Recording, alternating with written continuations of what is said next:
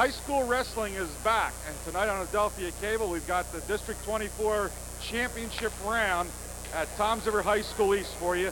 And of course, wrestling's had an unusual season this year with that herpes outbreak, canceling for the first time ever the Shore Conference Wrestling Tournament.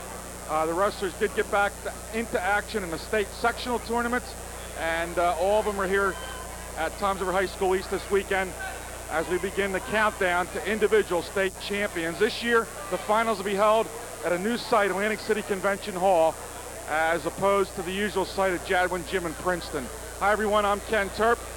In a few minutes, Ed Sarluca and Bob Tormollan, my sidekicks, will come in and give you specifics on this tournament. It's a two-team battle for the team lead between Pinelands Regional and Toms River High School North. We're missing Brick Memorial this year, along with Brick Township High School. They had a realignment, and Brick Memorial and Brick went up to Monmouth County for the districts this year at Neptune. And we do have a new team. We picked up one new team. The Hawks of Manchester have moved over to our district. Right now, I want to bring in a former outstanding heavyweight wrestler here in Ocean County. He wrestled for Toms River High School North, and that's Joe Ellis. When you talk about outstanding wrestlers in Ocean County, the Ellis brothers played a big part over at North. Bill Ellis won a state championship for the Mariners at heavyweight his junior year. And Joe, of course, was an outstanding heavyweight. And Joe, better known for his football, he went on to Clemson University, where he started at offensive guard for one of the top college football programs in the country. And Joe, welcome back. Thanks, Ken. It's a real pleasure to be here. And it's the first time, hold up that hand there, first time I've seen a national championship college ring, and he's got an NCAA national championship ring there for the Clemson Tigers beating, I think it was Nebraska, wasn't it, the Orange Bowl? Nebraska. What year? It was actually the season 1981, then we beat them in January of '82 down at the Orange Bowl. And that was #1 in the country, and you played 3 years varsity football? Basically, I lettered 4 years. I started the game my freshman year and played off and on, through the first 2 years. Then my last 2 years, I started right offensive guard and tackle. Well, that's quite a program down there. What do you remember about your high school wrestling career in the districts and so on, because you and your brother were so good at heavyweight? Yeah, my brother was really a big, asset in me wrestling, because I used to watch him, wrestle at Toms River North when he was winning. Then I saw him win up in the States when he was a junior. So he's the person that really got me into wrestling. And I won the districts my junior and senior year, and I was a runner-up in the regions on my senior year. And then I lost to a kid from Middlesex by a point, and he ended up winning the states. It was a big disappointment. But I think your brother was one of the first ones to ever bring a state championship back to Ocean County. He was around the time of Danny McCullough in that era? Yes, he was, 1974. And both of those, they both went to the states and won it. So it was a real great experience. Now, you're involved in something now that's really helping a lot of athletes as far as getting into college, maybe some of the ones that don't get the top notoriety and are highly recruited. Explain to the viewers what you're doing now. Basically, I came up here. One of my friends, Kevin Jemis, he's from Wisconsin. He's just started a company up this fall, and it's called College Bound Student Athletes. And what we try to do, we try to promote high school athletes, male and female. We basically put a profile together on them, get their athletic accomplishments along with their academics, do a profile, and then we do a mass mail out to every university and college that pertains to that particular sport. And it's really been working out well. I work with parents. I talk to them about recruiting, because a lot of parents are unfamiliar with the recruiting process. And it's really been working well. And right now I'm getting started up in Ocean County, and hopefully things will fan out. It'll be a real good success. So do you go to the athlete, or can he come to you? If there's a kid that doesn't think he's going to be highly recruited, can he contact you, or do you wait? I know you're here looking at athletes this weekend. Mm-hmm. Yes, basically I try to go out and find athletes, kids that I feel and the coach can feel can play at a collegiate level. And basically I try to contact them. Right now I'm just trying to get the word out that I am available if people want to contact me to try to help get their kids into school. And the program has worked. I've had some good success stories. I haven't had any problems whatsoever. And I'm even willing to talk to people about recruiting and so on. But if they want to contact, they contact myself, Joe Ellis, or Cable 8. I'll be glad to give you guys some information. Okay, well, we're glad to have you here tonight. It's good to see you again. Yes. And I remember doing your state championship game in football, Toms River North beating Brick in Giant Stadium, 1979. A lot of people this year comparing the North team that won it all this year to your team in '79. and that was a great year. I remember that well. Yes, it was. I was following Toms River North football this year, and they really had a really good, successful season, and I enjoyed watching them, and I wish them all the luck. Okay, well, good luck with your new venture, Joe, and good to see you again. Okay, I'm going to bring Ed Sarluca in here with Bob Tormollan, and they're going to break down the specifics of what's been going on. I mentioned, Ed, it's a North Pinelands tournament. Right, Ken. Basically, with the absence of Brick Memorial this year, Bob, this has turned into a two-team race. Pinelands and Toms River North. Right. Pinelands is leading right now, 169.5 to 161.5 for Toms River North. And it's interesting because through the consolations until the final bout, both teams have picked up 8 points in the consolation. Then Pinelands gained a couple extra points with a win at heavyweight there, where Joe Picchiotti got a pin. I believe each team has 6 wrestlers going into the finals tonight. Right. Each team has 6 wrestlers, but there's only one matchup in the entire bout, and that's at 119, where Kevin English of Pineland wrestles Nucci from Toms River North. They're the 1-2 seeds. Should be an interesting bout there. Right, that'll be very pivotal as far as the team scores are concerned. What about the top seeds? Most of them have gotten through into the finals tonight. Coaches did a great job seeding this year. Out of all 13 weight classes, only 2 top seeds didn't make it to the finals, and there's only 3 total weight classes where the 1 and 2 seeds didn't get to the finals. It's been a senior and junior dominated tournament so far. Out of the 26 participants tonight in the finals, 23 of them are juniors and seniors, so experience shows in these district finals. A lot of experience. I think we have 2 freshmen made it to the finals tonight, and where you'd expect them to be in the lower weights. And then, of course, we have Brian Stout at 189. I think, as well as a lot of other coaches here, think that he is has a legitimate shot at a state championship at 189. We've seen him before against Pinelands, and I don't know how you feel about it, but when he walks out on the mat, it's like a man wrestling with the boys. I don't care how good his opponent is. He just seems to be physically overpowering and very knowledgeable, of course, in the sport, being a second-place finisher last year in the state. If anybody in the county has a potential to go all the way, I believe it's Brian Stout. Right, he hasn't really been severely tested here in the Shore area or outside the area.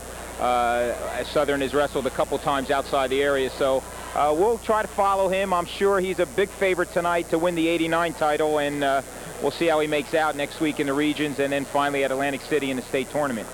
Okay, anything else, Bob? No, I think that's about it. I think that the coaches did a great job seeding. We got the number 1 and 2 in the finals in almost every situation, and that's what you look for, your 2 best wrestlers. Okay, so that sums it up for our pre-match show, and we'll be right back with the introduction of tonight's finalists in a minute.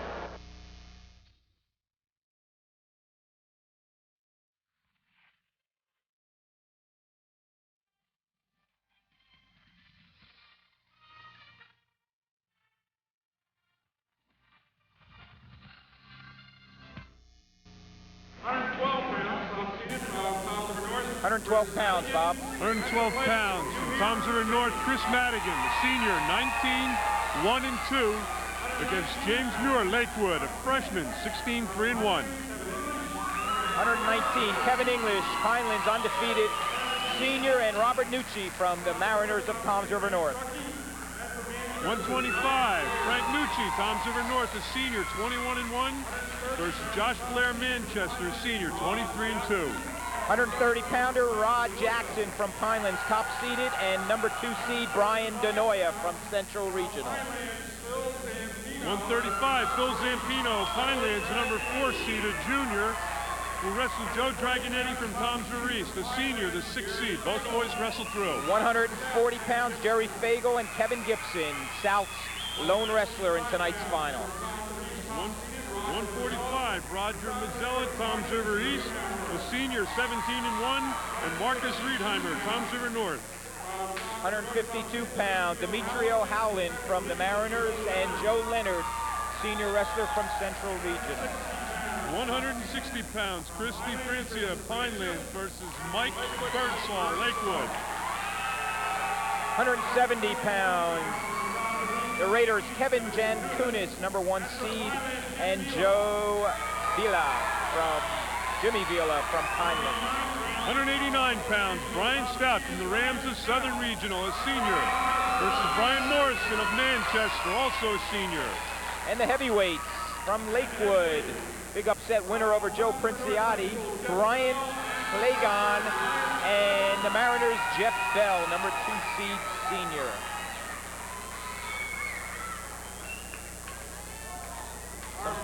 Some big-time wrestlers, Bob, with some big-time records here tonight in the final. Very good records in here tonight. Some interesting matchups along the way. Like we said, Toms River North and Pinelands fighting right now for the team championship.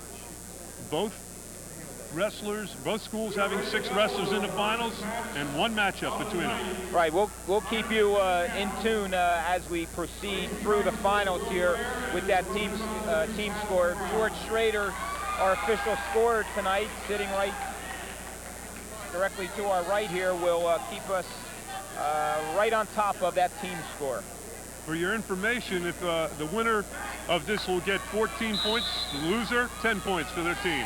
Okay, Billy Blair from Lacey Township, top seeded versus Pat McGrath from the Raiders of Toms River East. Young kids out here in this one, Bob. Very young, but both very aggressive. We've seen them both wrestle before. Both go right for the takedowns, right for the falls. Okay, Pat McGrath, only a freshman for the Raiders, comes in at 12-5-1. Pat made his way into the finals here by beating Ben McBrien from Southern Regional, also a freshman. Beat him in a very exciting semifinal match, 13-12. Blair in nice on a low single. Hey guys, I wanted to ask you, does it feel like you've been on vacation with the short conference tournament postponed this year? We didn't do it? All right, we'll get into that a little bit later here, but Billy Blair gets the first points of the match here with a nice takedown there. He leads 2-0 over Pat McGrath. McGrath giving away a couple of pounds here. McGrath is a freshman. He's well below the 103-pound weight limit. All right, I believe he weighs about 98 pounds, 97 pounds is his official weigh-in. He's probably a little bit heavier now after eating today, but does give away a few pounds. A lot of experience, though, for a freshman. A lot of club wrestling. Billy Blair, only a sophomore, comes in with a very fine 15-1 record for Lacey. Made his way into the final. He has pinned his way right into the final. He pinned Robert Goodwin from Central in 1 minute 19 seconds. And then in the semifinals, he beat Paul Vogel from Pinelands in only 51 seconds. So Billy has pinned his way into tonight's final. Blair in with another takedown, now leads 4-1. You see a picture of Warren Reed up in the upper right corner there. Long time and only coach of the Raiders of Toms River East. His assistant, John Orlasky, next to him. Guys, we missed Don Musselman working the tournament this year, Ed. Yeah, Don bailed out on us and took 2 weeks vacation time in Florida. First time he's ever missed. Right, We've been together how many years? About probably 15? about 15, 16 years together, and somehow I wish I was with them, though, with this cold weather out there. End of the first period. Billy Blair, Lacey Township ahead 4-1. Blair looking very good on his feet right now. Pat McGrath, brother of former wrestler here for Warren Reed's Raiders.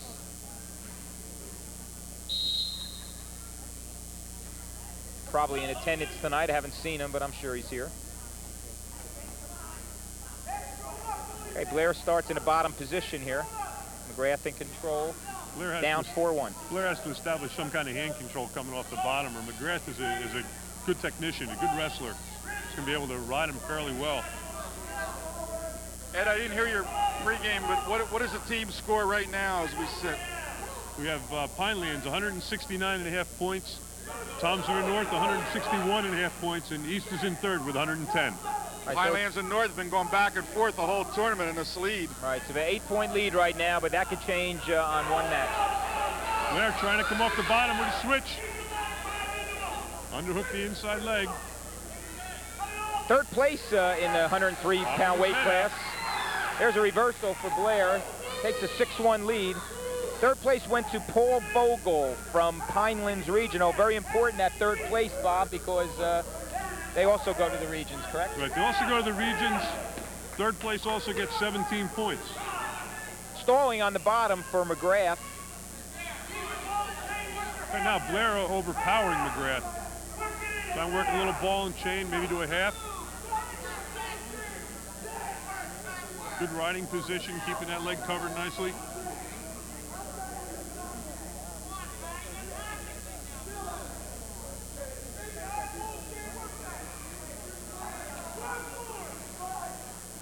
In the semis today, we had Jim Vila pick up a big win for Pinelands. And then, unfortunately for Pinelands, Joe Princiati, a heavyweight, got upset, and that kept them from lengthening their lead. Right. Everybody thought that Vila match was very pivotal in the. I have trouble saying that word. That's a tough word today. Pivotal in the team scoring, and then Princiati went out and got upset by Clagon from Lakewood. That sort of evened things out. End of the second period. Billy Blair, Lacey Township ahead 6-1 now. We only had, what, a couple of upsets in the tournament so far? Right, we've only have 2 #1 seeds not get through, right, Bob, or is that 3? Right, we have 2. 135. Right. Chris Futsa was beat by Zambino of Pinelands, and at the heavyweight, you just talked about Princiati. Right, being Princiati upset. got beat. So only 2 #1 seeds out, Ken. Pretty good crowd here. We got a cold night out there, and the fans have come out. McGrath trying to work off the bottom. Looks like he's just about out.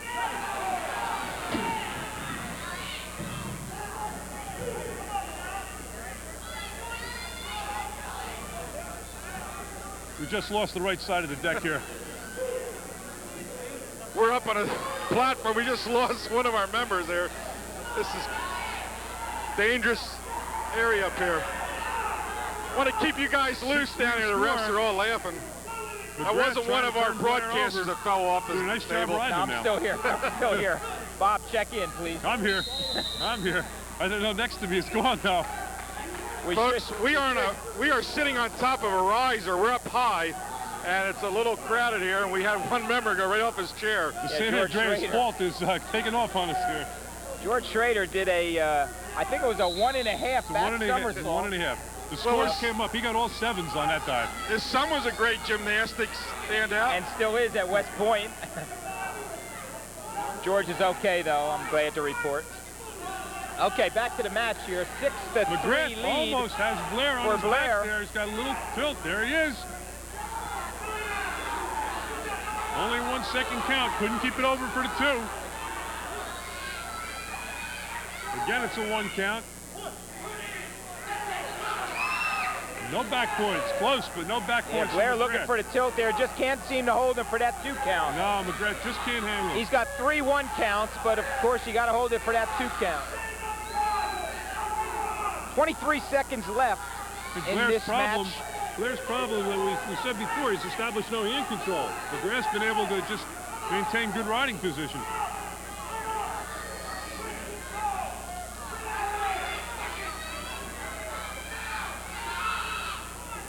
Five seconds. There it is. 6-4. McGrath gets a stalling point right there. Blair was called for stalling right at the end of the match, and Lacey picks up tonight's first District 24 championship with Billy Blair, sophomore, with a 6-4 victory over Pat McGrath. That was a good match, especially the third period there. McGrath really became the aggressor. Nice job by the freshman. Billy Blair, sophomore.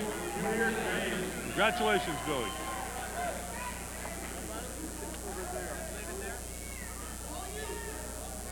£112. Top seed, Chris Madigan, Toms River North, the senior, 19-1-2, versus a freshman, James Muir from Lakewood, 16-3-1. By the way, our director tonight is Jeff Simons. Our Channel 8 crew, we have Mary Jen Beach here tonight, Chris Urania, Mike Philbin, and Marge Sommerling Smith. James only a freshman. This is going to be experience against inexperience here. Okay, Madigan, top seeded, 19-1-2, senior wrestler, in against only a freshman. Muir James is only a freshman, gaining a lot of experience in this tournament. Interesting, he's the number 2 seed as a freshman. That says a lot for him and how Lakewood program has come up. Right, Lakewood's had a pretty good revival of their program. They have 3 kids here in the finals tonight, and that's the best showing they've had in quite a while. Coached by Mads Matson, right? Right, I believe they're looking for their first championship since Lipson, Scotty Lipson, a few years ago. And they've only had 2 champions in the 1980s, so it's been a while since they've had a good tournament. Madigan, nice barrel, nice fireman's carry underneath there, nice fireman's carry. Nice lateral throw. Madigan takes the 2-0 lead. Caught James leaning a little bit there.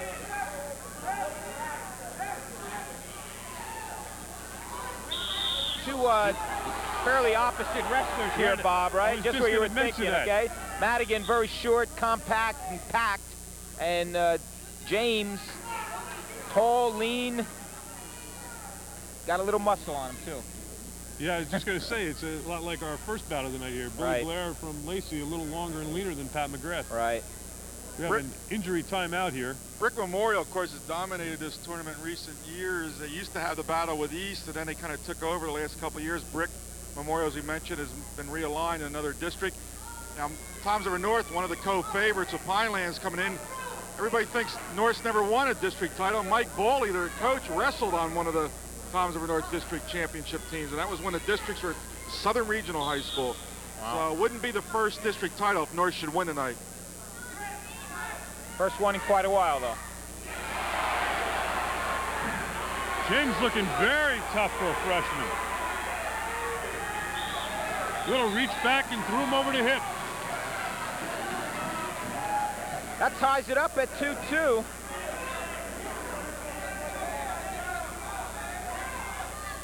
We saw Madigan wrestle against Toms River East here. I believe it was up at 119. I don't think he was down at 112. He doesn't look as quick at this weight. He escapes for the 1 point. 3-2 Madigan. Madigan made his way into the final by pinning Palmieri from East in 2 minutes and 34 seconds. He also, in the quarterfinal, pinned Jack Serbo from Central Regional. James got in on the leg real deep there, and you can hear in the background the fans thought the official, Conover Gaskin, should let it go a little longer. It's a good call. They were on the out-of-bounds line. Did you guys mention the officials tonight? Not all of them, no. Well, we got a familiar old face here. Conover Gaskin used to be the head wrestling coach at Brick Township High School, and we hadn't seen him officiate in our district before, and that's him flipping the disc right now. Of course, we could remind our viewers what that disc means, Bob. The disc is used in all tournaments. Right, it's used in all tournaments. The winner of the toss of the coin, whether it be green or red, has his option for the second period of top, bottom, neutral, or defer their choice to the third period. James chose to defer, which means that the third period he'll have the option of taking starting position.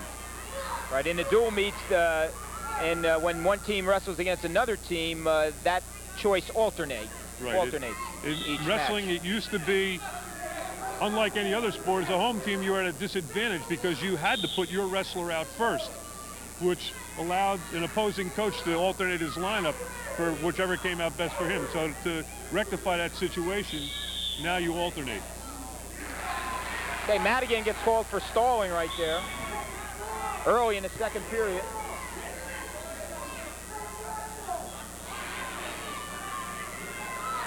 Madigan seems to be having a little bit of trouble with the long arms of James. Right, Madigan likes to get in there and work down low. It's unusual to see him working in the upper body as much. James has those long legs and he sprawls very well. Bright career ahead for Morir James. 16-3-1 as a freshman. Very good career ahead of him.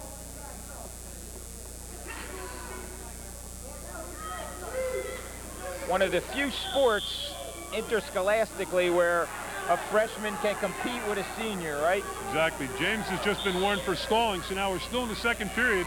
Both wrestlers warned for stalling. Of course, the next one will be a point awarded. I think we have to watch for James here as he's reaching in for that ankle pick type situation. He's not really being aggressive. That's why he's getting warned. Whereas Madigan is trying to make the penetration. Off the mat they go with 37 seconds left in period number 2. Right, James is going to have to make some offensive attempts at a takedown, not just counter everything that Madigan's doing. Third place went to Toms River East Raiders' Mike Palmieri as he defeated John Hart from Pinelands earlier this evening. James in on a high single, sucking it in.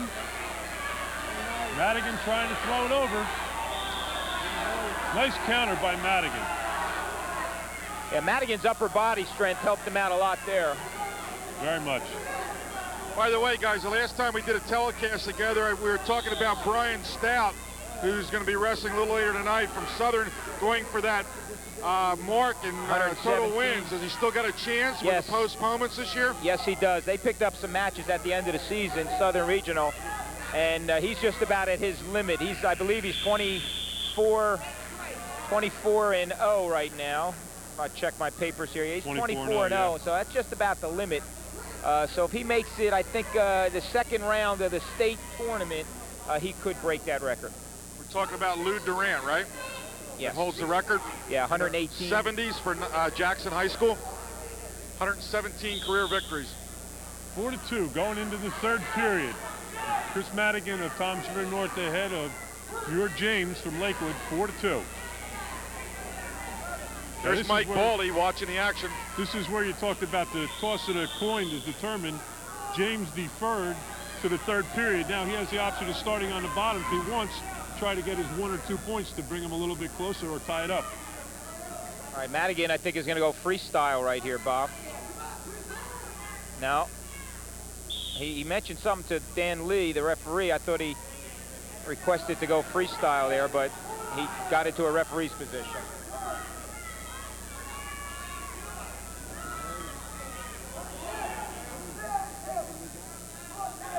James is almost out there. Trying to reach back, stand-up switch. Yep. Trying to face him. Madigan nice countering. Nice cover by Madigan. You're watching Adelphia Cable, Channel 8 Toms River. We have the District 24 Wrestling Finals for you at High School East in Toms River. James appears to be limping a little bit. I think he twisted that left knee. Yeah, that left knee. He's got the right one. He's got a little brace on the right one, but the left knee looks like it twisted out on him. Gonna have a little timeout here. Chris Cook, Mike Baldy in Mariner corner. A lot of excellent coaching experience in that corner. Yes. For those two.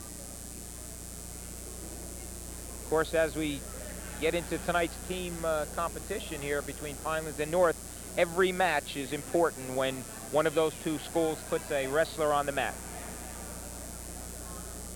Right, plus one other little extra added bonus. You know, you score a pin, you get a couple extra points. Right. Winner by worth 2. Pins 2, defaults 2, Tech forfeits 2, disqualification is 2. So there's extra points. You know that Chris Madigan is working for a pin here. He wants, North has to pick up 8 points. If he can get the win and add a little bonus, that puts a little extra pressure on Pinelands. Ready to go. We'll try to get a team score for you right after this match. Every time a North wrestler or a Pinelands wrestler has a wrestler in the finals, we'll get you a team score following that match. James trying to reach back with a whizzer there, use those long arms of his, countered nicely by Chris Madigan. A lot of pins, Ken, this weekend, huh? 102 matches up to the finals tonight, and we had 49 pins. That's almost 50%. And we moved through that preliminary and quarterfinal round Friday night very quickly. The shortest amount of time ever. All right, took us just under 3 hours to complete that round, and sometimes that round lasts 4 hours. Here's another situation where you have a young wrestler, again, not working hand control coming off the bottom, which is allowing Madigan to tie him up. By the way, guys, I'm talking to Joe Ellis on the pre-match show, former North wrestler involved in helping the athletes get placed in colleges. Anybody that's interested, would like to contact Joe Ellis, his phone number here in Toms River is 506-6953. That's for any athletes that want to get some information on what you go through recruiting-wise, and also he'll get your name circulated around the colleges and help you out as far as maybe getting you lined up with a school and some aid. The exposure that Joe gives you with this program is excellent. I know firsthand because we got a time match out here. James came off the bottom, got his neutral, and we just had Madigan for the stall. Ding the point for a stall. So we have a time match with 25 seconds to go. James trying to work the high single. Trying to trip it. Madigan, nice job Madigan there, splitting the legs.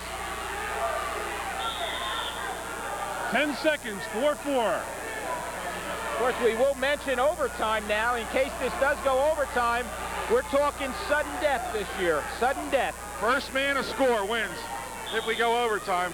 And also, there is no timeout between the end of the match and overtime. They will start immediately. We only had one overtime match so far, right? So far, yes. Here we go, overtime.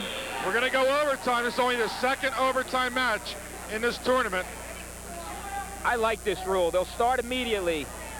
First wrestler to score wins. First wrestler scores, wins, sudden death. 2-minute periods. Don't forget, they both have stalling warnings here, so a stall here will disqualify that wrestler. Both boys want to be cautious, but at the same time, they can't be too cautious. You'd hate to see somebody lose this on a stalling point, though, yes, Bob. Yes. And I think Conover Gaskin will take that into consideration. Yep. I'm sure he'll talk to the boys while they're wrestling.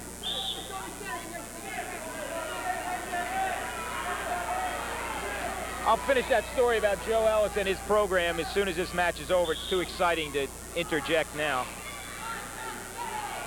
Here's where conditioning pays off. All those hours in the practice room.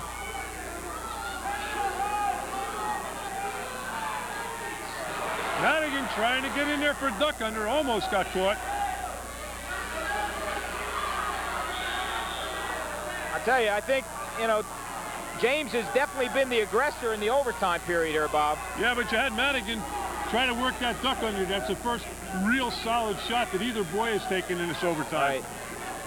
Madigan looks like his right thigh hurting him a little bit, or got hit in the groin, I guess. He needs an injury time here. Madigan, a senior, wrestling the freshman from Lakewood. And Dave Solt, the trainer from High School East in a red shirt, is out to assist Madigan. All right, while we got a little timeout, Ken, I'll just quickly finish what I was saying about Joe's program. All college-bound athletes, you know, or prospective college-bound athletes, I know at our school, Brick Memorial, where I coach football, a few kids have used that and have gotten many replies back from a lot of Division II schools. He works predominantly with Division II schools, and those are the schools that just don't get out and see the athletes as the Division I schools do. So program is well worthwhile, and if you're interested, give Joe a call. Let me repeat Joe Ellis's number for you kids, 506-6953. That's a Toms River number. Area code 908? 908. Okay. Okay, we're back. 1:15 in this first overtime. There we go. James trying to shoot in again. Both boys working up the upper body. Thigh, yeah. Right. It's been an action-packed first minute here this overtime. Both boys working hard here. Again, both boys already warned for stalling. They can't afford to give it up now. James is consistently trying to work for a high single. Madigan's attempted his duck under. Looking to put those long arms in action, James is. Madigan's done an excellent job at Ken. He's been caught in there twice on that high single and gotten out. You doing a presentation? 30 seconds left in the overtime.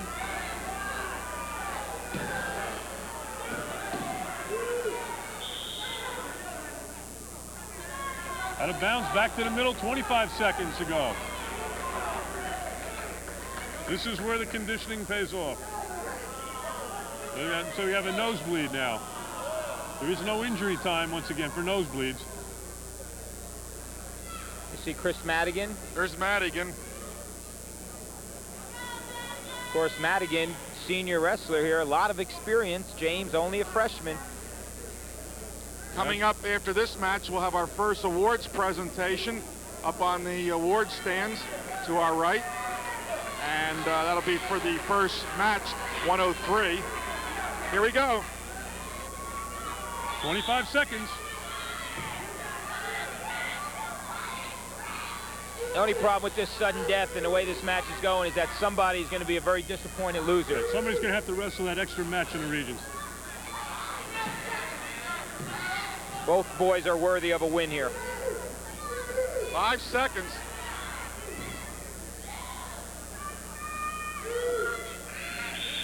Okay, that's the end of the first one. Now they will, as they do at the end of as in a regular match, they will flip the disc.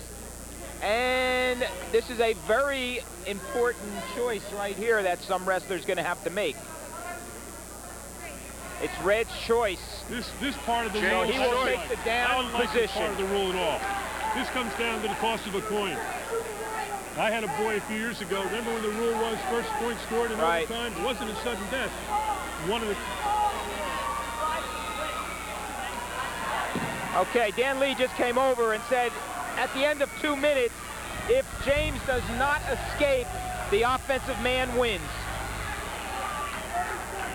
And it's 30 seconds, I believe, right? Yeah, it's 30 seconds. So Madigan only has to ride him for 30 seconds.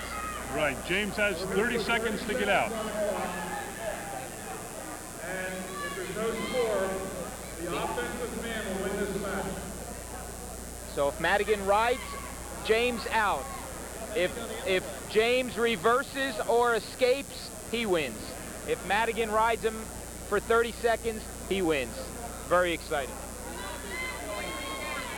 Unless, as our tournament director implies, there is a stalling call, and of course the match will end on that stall call. What's interesting, I think, about this going into overtime is the next match is the one heads-up match between Pinelands and North.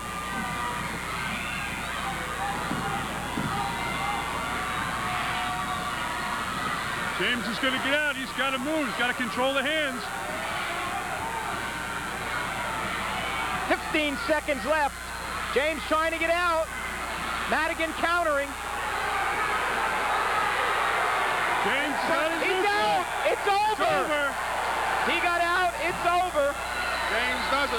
6 seconds left to go in the 30-second overtime. Freshman Moraire James from Lakewood wins it 5-4. Wins it 5-4 with the escape for Lakewood in overtime.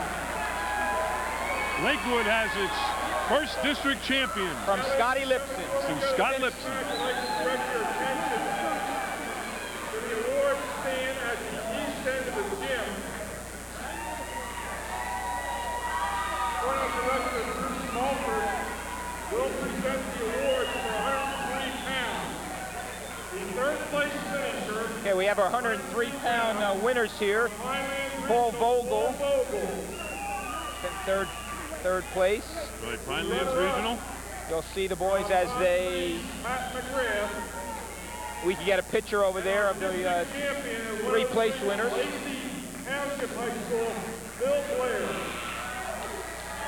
Hold up, man. There you see our three winners up there: McGrath, Blair, and Vogel. Here we go, 119, the one North Pinelands matchup of the evening. Kevin English of Pinelands, a senior, 20-0, number 1 seed against Robert Nucci, Toms River North, a senior, 19-4, the number 2 seed. And of course, this is one of those pivotal team point matches with Nucci against English, Pinelands versus Toms River North. That was a big loss for Toms River North there. A big loss. Big loss. 8 points a day. Not only for Chris Madigan, but for the team chances of Toms River North. 8 points start to get a little bigger. I see John DeMarco here, among others. Right, Robin John, Love. I saw John this morning up at the District 23. One of the assistant coaches at Brick Memorial. Brick Memorial had 7 winners this morning up there in the finals at District 23 in Neptune. Nucci with the initial takedown here takes a 2-0 lead. I guess like this is Tom's River North and Pinelands. The district up at Neptune was Brick Memorial and Point Borough, right. And Brick Memorial came out a little bit, won the team title up there over Point Pleasant Borough, finished second. Third place winner Joe Calla from Central will receive his medal in this weight class with a 14-2 victory over Rosario from Lakewood, Rob Rosario. Right now, Rob Nucci looking like the dominant wrestler. First period still, 41 seconds left. English, one of our 3 undefeated wrestlers tonight. The other two being Brian Stout at 24-0 and Jerry Fagel at 13-0. Pinelands won the C Division, B Division champion, B South. Yes. And of course, Tom's River North finished in second. Did they finish second behind Brick Memorial this year? I'm not sure who finished second in the A South. I'm not sure. It might have been a tie there. I know Southern Regional upset them near the end of the season. Right, right. I'm not sure exactly who finished second there. They were in the top 3 or 4 though. And of course, North went to the sectionals, but unfortunately Drew Highland Regional, one of the state powers, who won it, down at Highland Regional. That was South Jersey Group 4. Yes. Our only viewing area team to go into the states, right? No, Point Beach went in. Well, viewing area down in Ocean County. Not counting Brick Memorial. Of course, Brick Memorial had to withdraw because of the herpes virus, which I think most wrestling fans are cognizant of, the herpes gladiatorium virus that circulated around the shore. Quite a few teams, had 1 or 2 boys affected, and there was a lot of wrestling canceled near the end of the season. It's interesting that it seems to have started up at Hunter Central, yet I didn't hear of any schools in that area up there that were affected by it. Right. Right, or if they were, it was kept under lock and key. Right. Of course, Middletown South in the shore was the first shore area school, and from there, I believe at least 10 other schools were affected, and all told, maybe 22, 23 wrestlers. So it's a dangerous disease, and I think the shore coaches did a nice job in controlling it and winning the battle against that disease. And wrestling is back. We're back. Nucci trying to come off the bottom. What he's got to do is pop his head out of there, and he could be in real good shape. English trying to put in a little power half from the far side.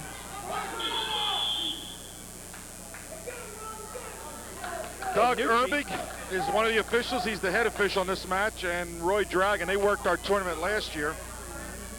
Nucci made his way into the final tonight by defeating Ethan Blair from Manchester.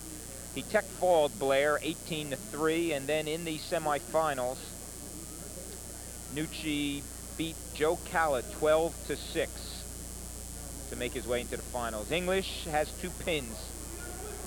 Pinned Ricardo Zuleta from Toms River East.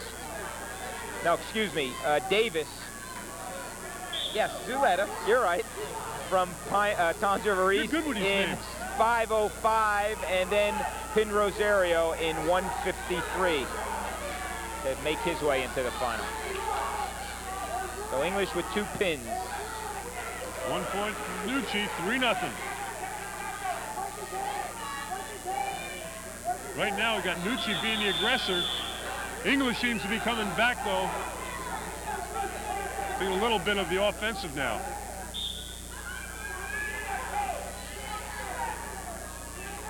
Second period, 1 minute, 5 seconds to go. 1 minute to go, second period.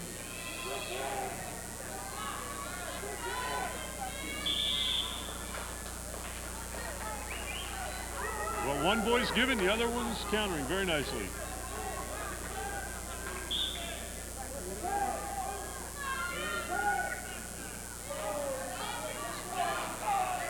English with a nice counter to a double shot by Nucci. English with a front headlock on there, standing front headlock.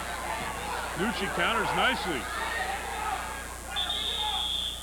Off the mat they go. 3-0 Nucci with 33 seconds left in period number 2. Pretty nice crowd here tonight. Not completely packed in here, but just about capacity. Well, it would be if some of the fans that are standing would get in the seats. That's 2 or 3 times now that English has had that front headlock on him. Nucci's just planted on that shoulder. Gotten English in a bad position here. We have the team score, George, right after this.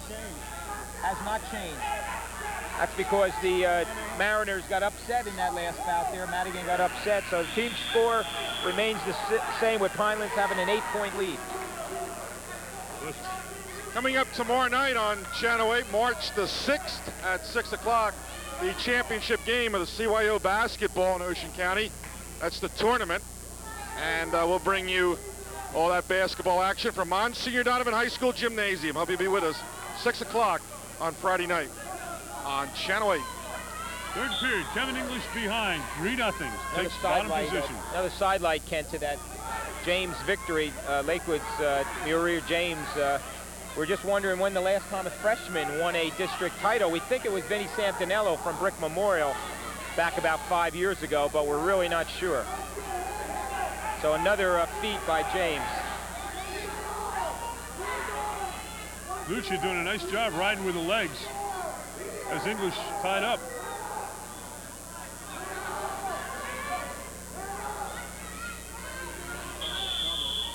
Stalemate. Stalemate. Nucci doing a real nice job here against undefeated Kevin English. He used his legs nicely for that first 35 seconds this period. He's got his undefeated record on the line here, 20-0. You have to come back quick. There's English. We're at 119 pounds, folks. Third bout of 13. Once again, Nucci has the legs in.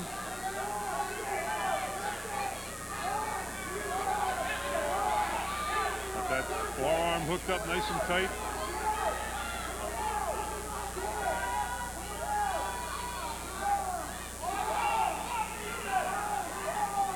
English not really in any trouble here. He just can't get out. 1 minute to go. There he goes. Reversal, 3-2. Now it's English with the legs in. Trying to work the far side half off of it.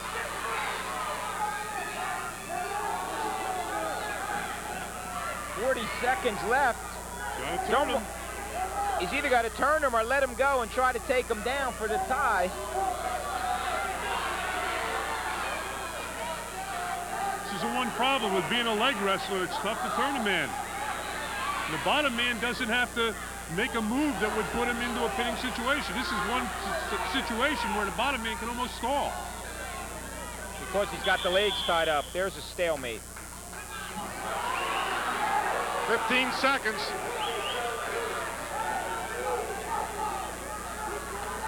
Read to the score. Rob Nucci had it, Kevin English.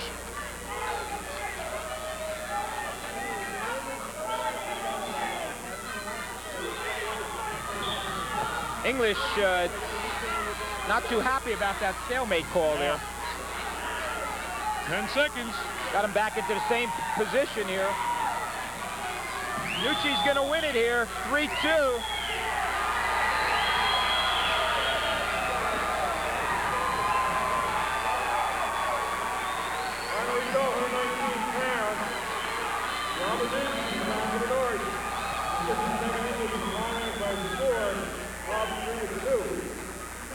Excellent match. Number 1, number 2 seed. 112 pounds. In third place, finisher, 112-pound winners. Runner-up, Mike Palmieri from Toms River East.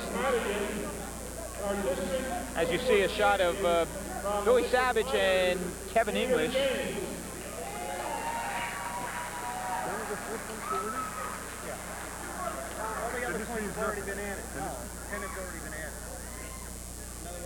Okay, there you see our 3 place winners.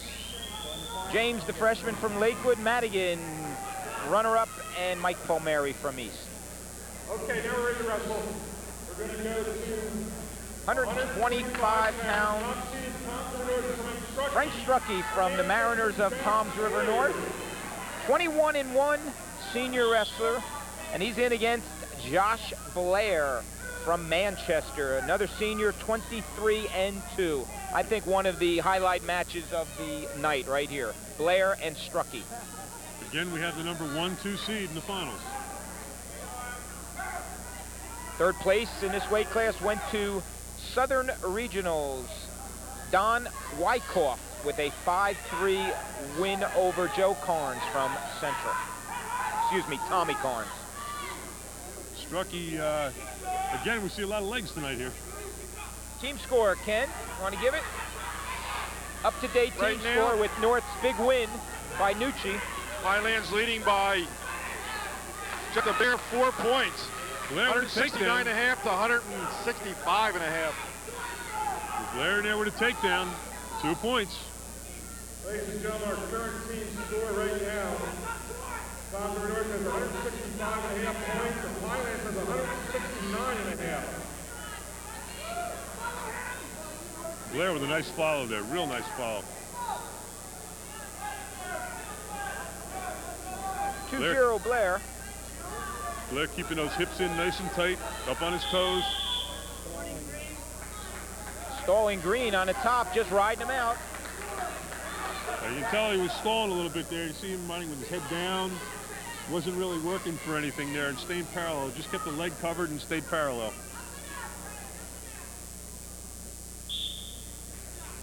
We didn't get a score in the short conference basketball, did we, Dad? Locking hands right there. That'll be a penalty point and technical violation for red and a 2-point reversal. So that'll make it 3-2. Strucki. Strucki received the penalty points because Blair locked his hands illegally and then got the reversal.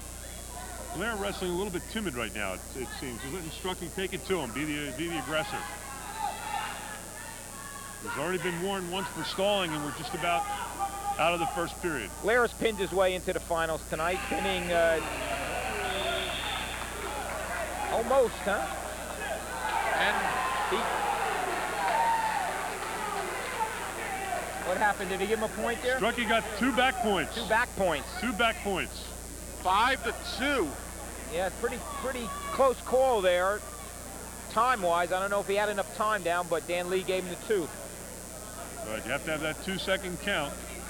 Okay, Keith Kohler from Monsignor Donovan got pinned by Blair in 54 seconds, and then Blair in the semifinals pinned Don Wyckoff from Southern in 3:54.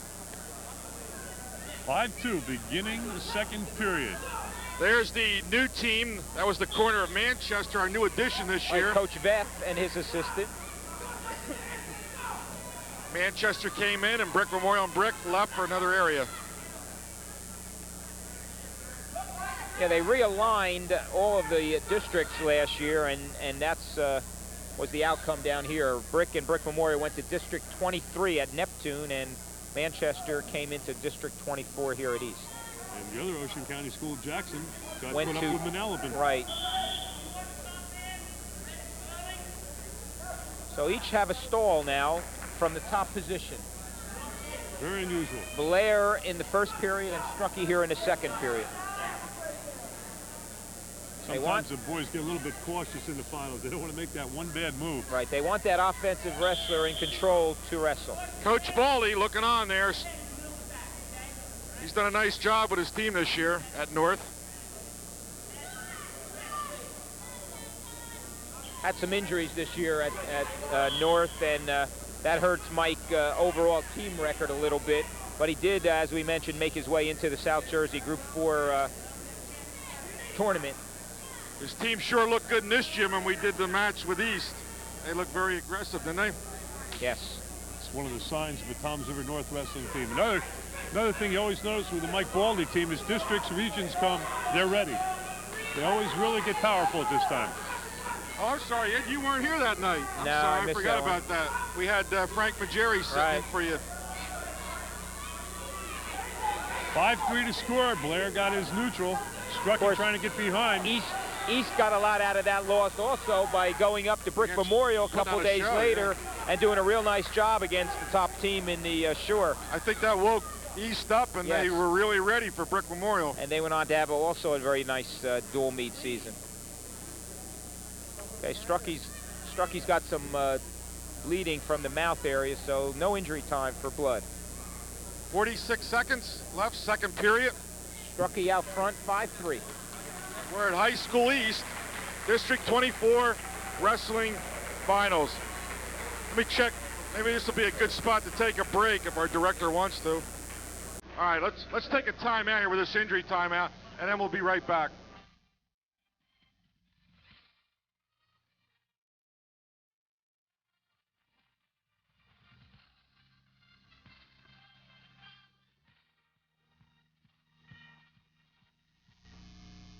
Haven't really missed anything, folks. We're back, and we're still in a timeout situation here, and still have the problem with the nosebleed. All right, this time Josh Blair came up with an injury now. I know he's, well, I don't know if he's got a lot of blood. He's got a lot of Strucki's nosebleed blood all over him.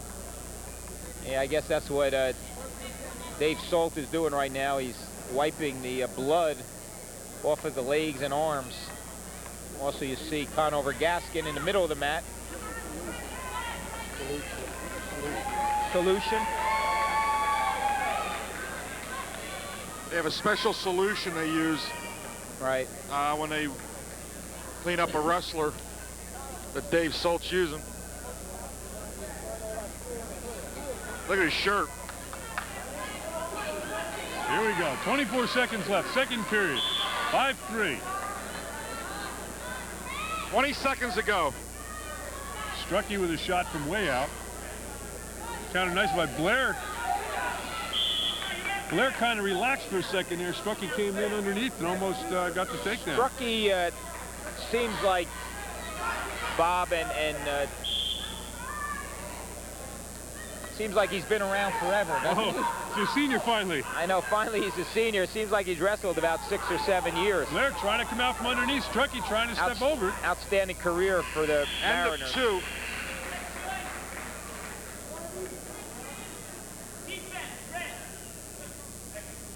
Toms River North. Frank Strucki chooses down. Down. 5-3 lead.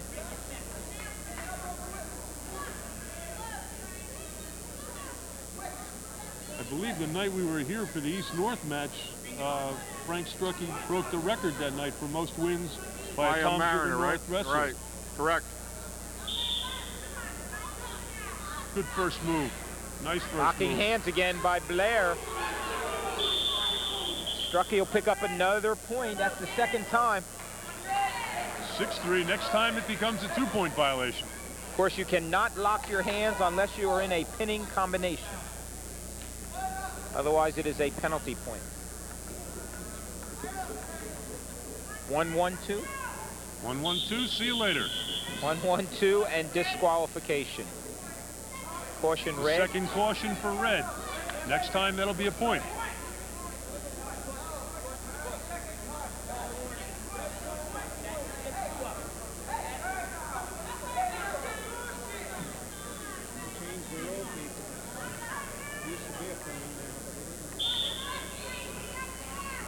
Blair has to be careful here on the top.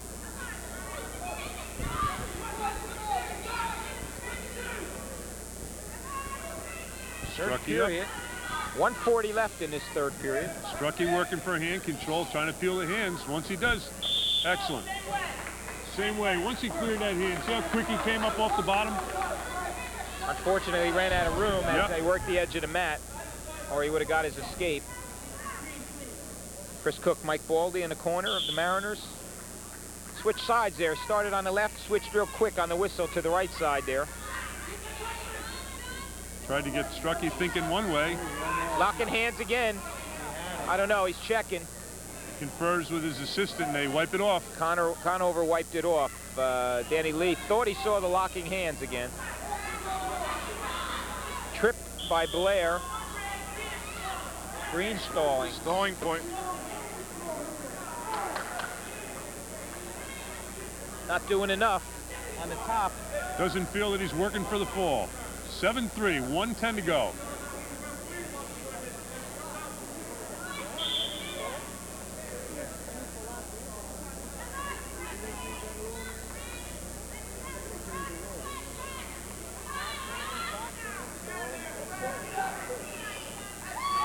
There's the escape. Neutral. 8-3, Strucki.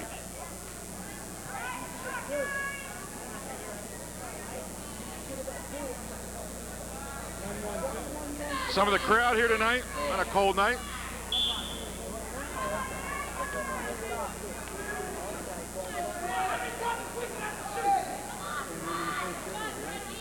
And near the 45-second mark. Blair's got to work for some points here. Strucki doing a nice job cutting off the angles on him.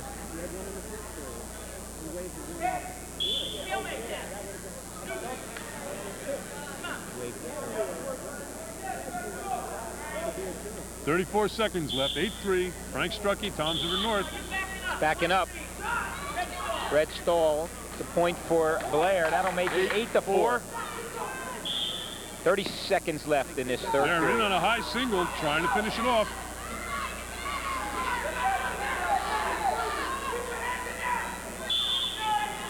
Figure four. Figure four, Bob. It's an illegal hold. 8-5. 8-5. Scissor. Head scissor. Mike Baldy checking with the Explain officials that. on the call. Explain that, Bob. I heard him say figure Scissors four are head legal. scissor. Scissors are legal, which is when the leg, one foot does not, the scissors on the head. The four is legal. Four When it's is down legal. when it's down in the, right behind the knee. The joint. The scissor is when it slides down the calf. That's what Danny Lee That's called. illegal, right. That'll make it 8-5. Strucki, and that'll do it. Strucki.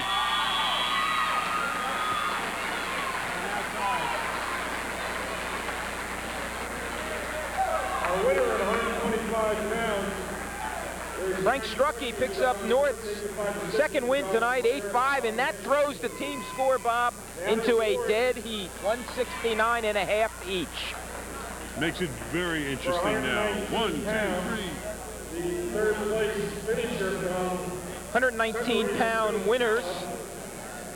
As you see, Mike Baldy there the runner-up from with Pinelands, Kevin English. Makes it very interesting. We have 4 Pineland wrestlers still to come, and only 3 from Toms River North.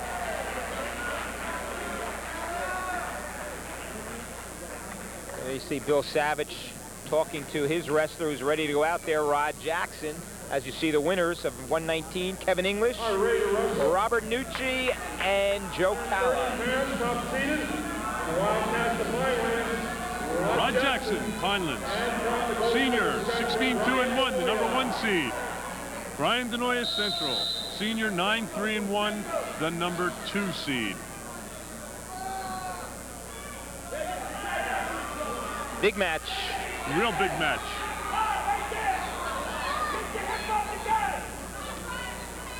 That was the last head-to-head match. We have no more head-to-head matches between Pinelands and North. At 169.5 team points. There's Denoya with a takedown. He had to work for it, but he hung in there and got it very nicely. Brian Denoya missed part of the season this year for a variety of reasons. Back now with a 9-3-1 record. When's the last time you remember this, Ed? Not for In the finals, not in this, two teams tied exactly. not Same point. right, not in the 80s or the 90s. Brick Memorial and East have dominated the districts here the last 10 or 12 years. So if Jackson wins, Pinelands will go out front. Of course, Jackson is a state place winner, Bob, last year.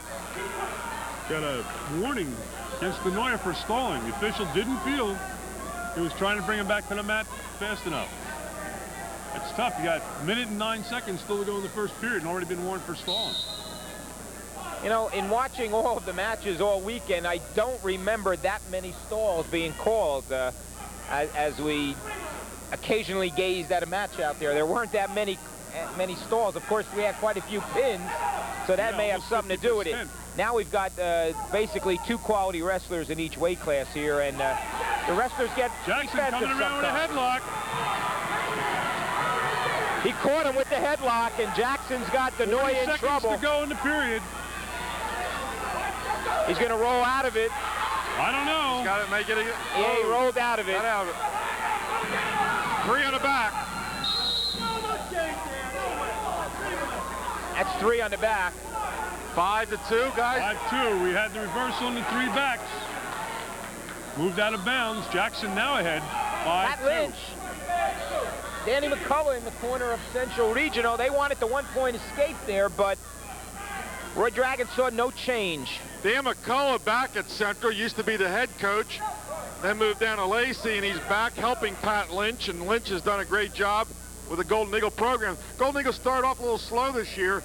Then in late January, middle January, started getting momentum and had some nice wins in dual matches. Right, we had that big win over Lacey Township. The quickest one in history on Channel 8. Under an hour. They went on a pin rampage down there.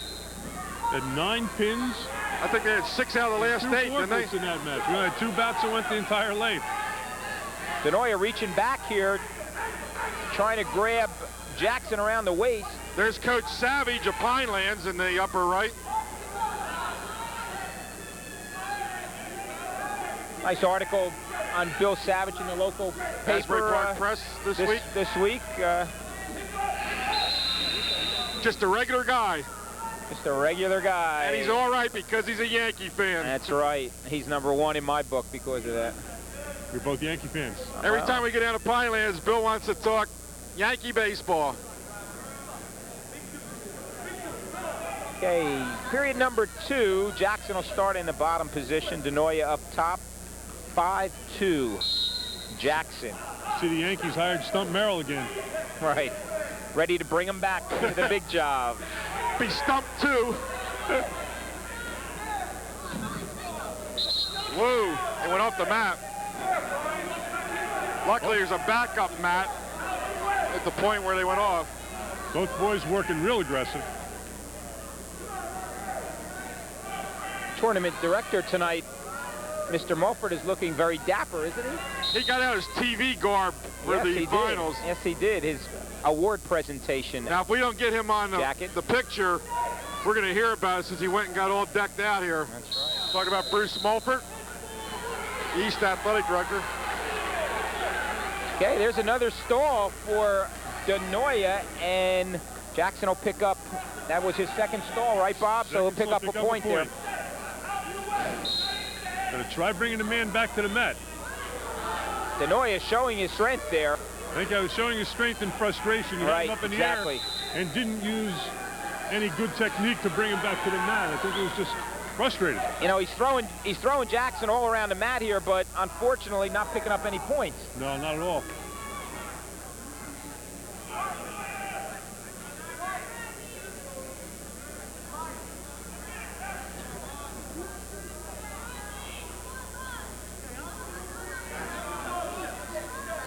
Going to go freestyle and let him go there for the point. Figures he's got to take him down here. 7-2, Jackson. I think he feels that not only He's in he's on a got to take him single. down, he's got to take him right to his back. Good whizzer. Good whizzer by Jackson. Jackson countered that pretty nice. Off the mat, neutral still. Denoya looks like he's just going full bore now, trying to get maybe Trying to go for the big move, right, Bob? Yeah, it might be a little too soon to be going for that big move. He could wind up in bigger trouble. Still got a minute and 7 Period left and a half, in the second period. But he made it to the finals, and he's going for it. And that's what this is all about.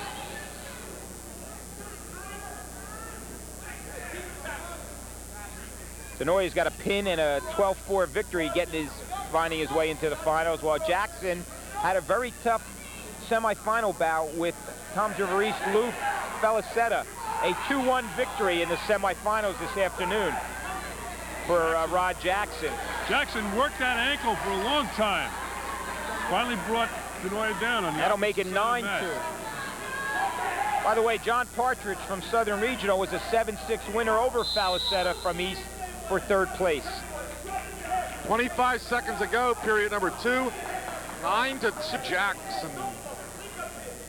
And it looks like Pinelands, Jackson continues, is gonna go into the team lead here. Plenty of time here left, though, in this match, and with Brian Denoya's strength here, he could catch Jackson at any time, put him on his back. That's how strong he was there. Jackson had the far side cradle, and Denoya pulled it out. Now Jackson goes near side cradle. Denoya muscles out of that. 5 seconds. There's the end of the 2nd period. So right now, Jackson in control, 9-2. Denoya looking over at Coach Pat Lynch there for some maybe on deck, we got one of the weight classes where we don't have a top seed coming into the championship. Phil Zampino of Pinelands and Joe Dragonetti, East, 135 on deck.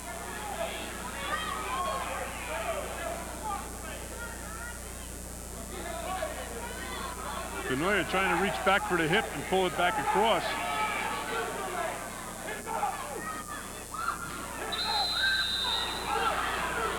Denoya working for the neutral and gets it at the edge.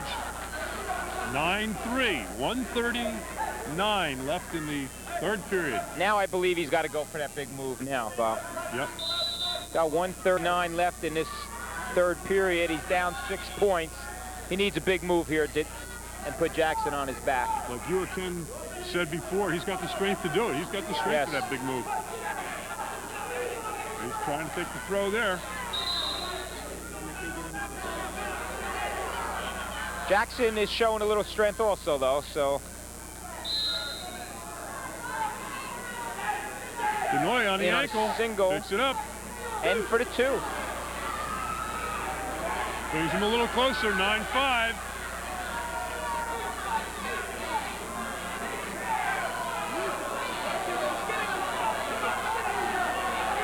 Bottom man not doing too much here. Now Jackson looks a little tired.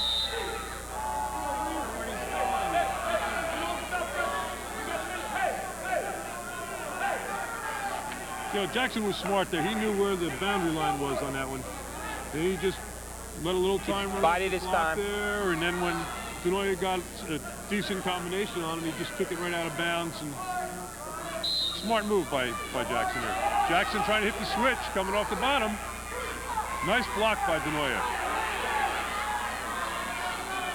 50 seconds.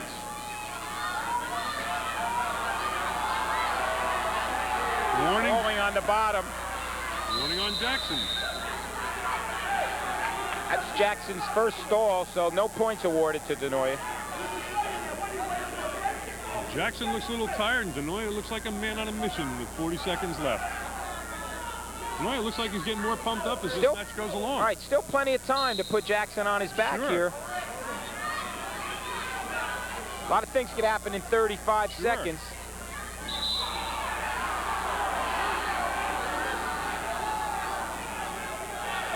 It's a little surprise there. Denoya seemed a little content to let Jackson come up to his feet. I think that's where Jackson can get pretty dangerous.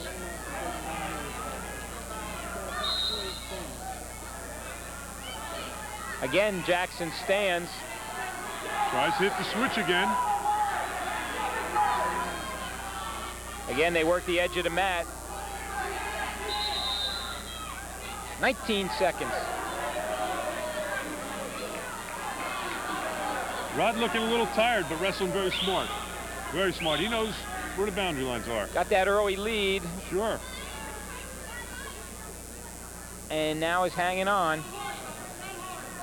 Denoya ties his shoe. 19 seconds left. 9-5, Jackson.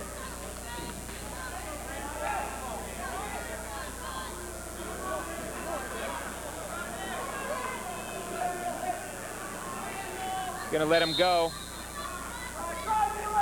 Nice move by Jackson. Denoya did not back off.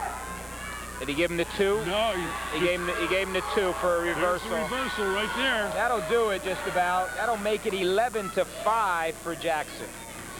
He gave him 12 on the board. I corrected it. 11-6 as Jackson lets Denoya There it is. escape. It's over. Jackson's Jackson's won it. 130-pound champion. Jackson is 130-pound District 24 champion.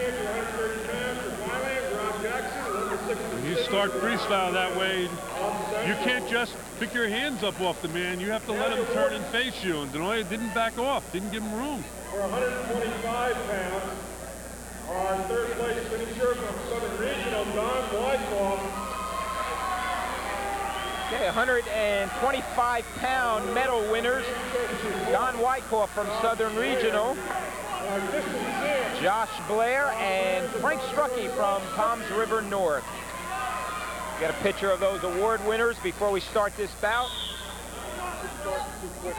Here we go, 135. Okay, we didn't get a picture of those guys, but This is the weight class where the top 1 and 2 seeds both were eliminated earlier. We got number 4 seed, Phil Zampino of Pinelands, a junior, 11-6, against number 6 seed, Joe Dragonetti, a senior from Toms River East, 12-7-1. okay, Phil Zampino, as Bob mentioned, the number 4 seed, upset top seeded Chris Hutsat from Toms River North, 9-5 in the semis, and Joe Dragonetti upset number 2 seed Scott Clifford from Manchester, 8-2 to make his way into the final. Hutsat then beat Clifford. He pinned him in the consolation in 3 minutes and 27 seconds to take 3rd place. So it's Zampino and Dragonetti. Zampino's ahead here 2-0 on a quick takedown. Team score-wise, that with that Rod Jackson victory at 130 pounds gives Pinelands a 4-point lead in the overall team standings.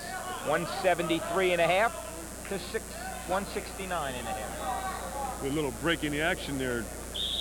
Joe Dragonetti lost the contact lens. Fortunately, he found it. Rather quickly. Rather quickly.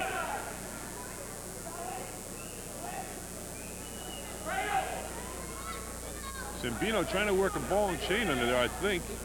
Lost the wrist.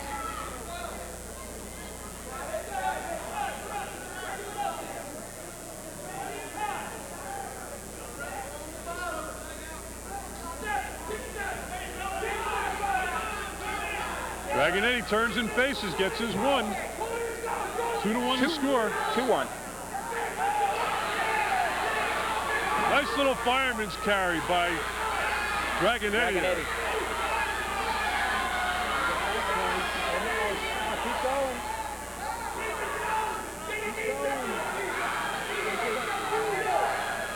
Zampino trying to come up off the bottom, not give up any back points there, and does successfully. 3-2, Dragonetti.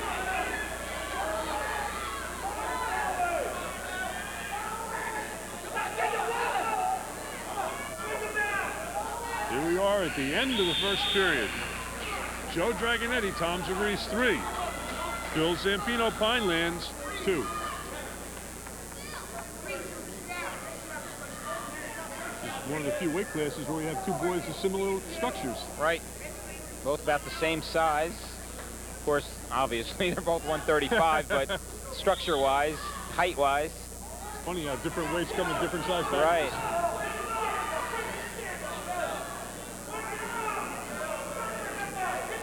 Dragonetti trying to work legs in. Zampino trying to underhook it and lift it. Scoot his hips out.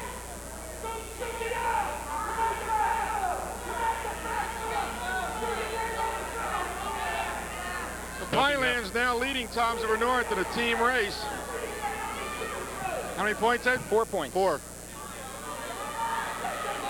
Got that leg. That's potentially dangerous there. And if they get a win here, they can lengthen their lead. Zampino was the 4th seed? Yes. Yes. From Pinelands. Dragonetti, who's the 6th seed. 3-2 Dragonetti right here. He's got that leg under there again. They end up in the same position. Right. Conover Gaskin stopped it last time there.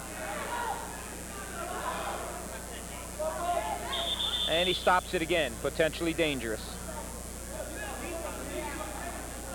Zampino's got to work some hand control in his first move off the bottom. He's just bracing himself and allowing Dragonetti to slide the legs in.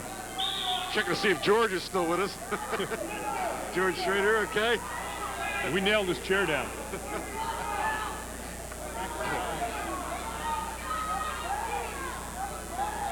We're all accounted for here at the high-rise table.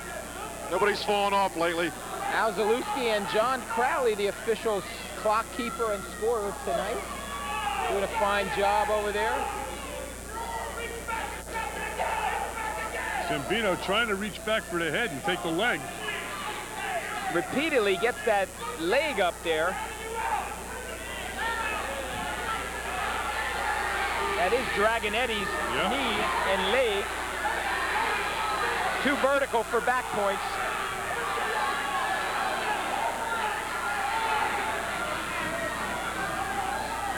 Zampino. 10 seconds left in this second period. 3-2 Dragonetti. Zampino, nice and strong.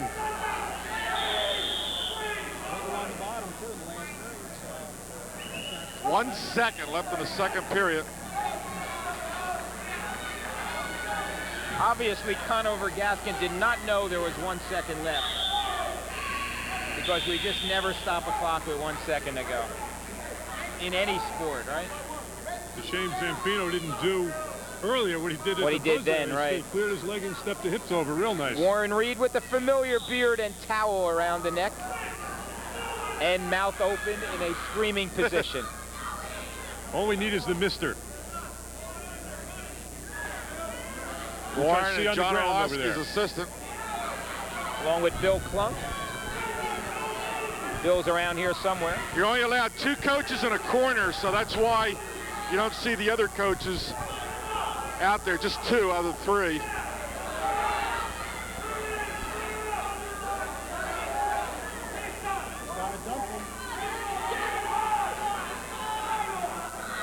We got Zampino trying to work a nice inside cradle there. And he looks like he's got it. Dragonetti going to try to dump him if he does. Dragonetti got hold of that right leg. Zampino's going to have to improve his position if he's going to turn him over there.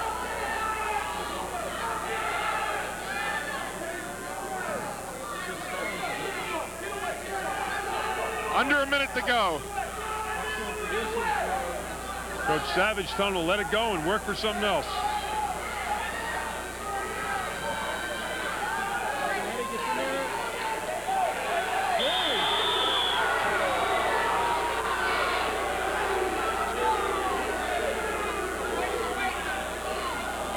Dragonetti gets the 1 for the neutral. The 1 for the escape. 4-2. Close to being 2 there, but decided to give him the 1. His 1 foot was just out of bounds. 35 seconds. Zampino's got to get a takedown here to tie it up.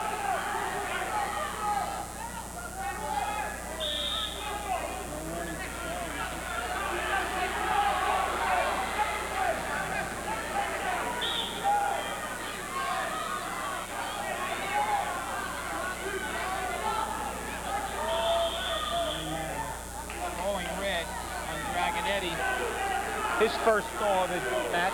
20 seconds left. It's going to be tough for Zampino to take him down. He's tying up high on him, allowing Dragonetti to counter pretty nicely. Watch him call me a liar. There's the takedown. There it is. That'll tie it up. 5 seconds. We're going to go overtime here unless he can put him on his back. Too vertical. Our second overtime tonight.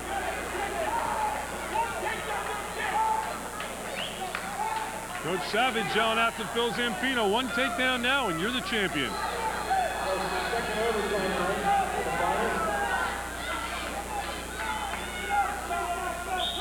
Second match Conover Gaskin's had that's gone into overtime.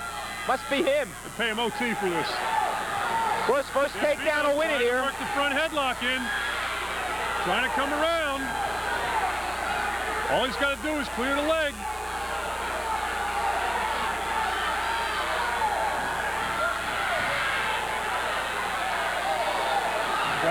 trying to come back from the dump. Dragonetti keeping that arm in nice and tight, not allowing Zampino around. There's the leg hooked. No, he got it unhooked. There it is. No, he regrasped. There it is. 2. It's over. Zampino with a 6-4 overtime victory over Joe Dragonetti. 6-4. Joe Zampino. 4 more big points for Pinelands. Back to an 8-point lead.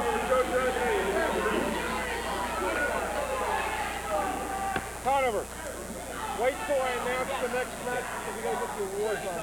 Okay, we will. Now the awards. Okay, 130-pound medal winners.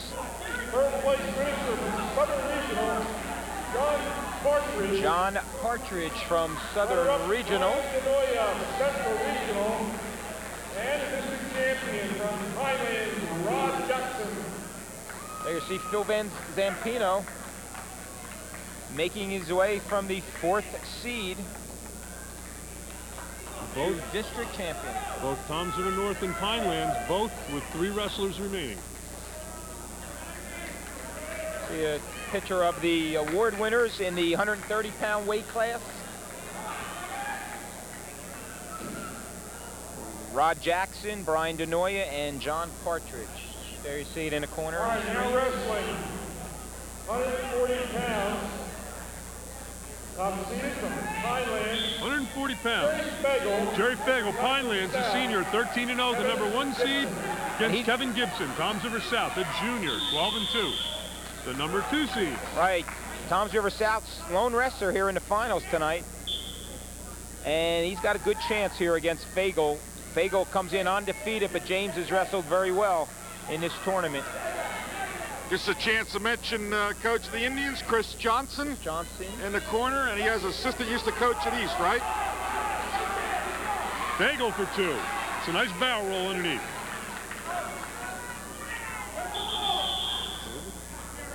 Brett Davis, right. Brett Davis, right? I knew the first name. I was trying to get the second one. Right. Brett Davis.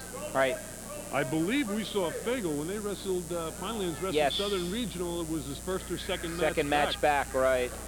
He's gone on to be 13-0, and Gibson 12-2. Fagel dropping down nice on the single as At Gibson the ankle turned pick. in. 2-0 Fagel.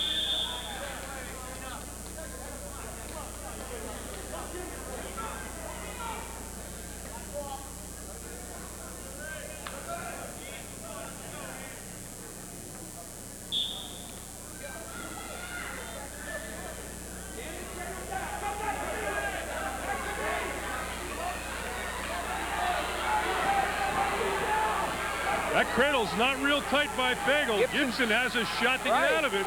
Fagel's got to be careful here. He didn't pin himself. And got to get his head out on top there. Referee Erbig was giving it a good look there. But Fagel's going to come out of this with back points.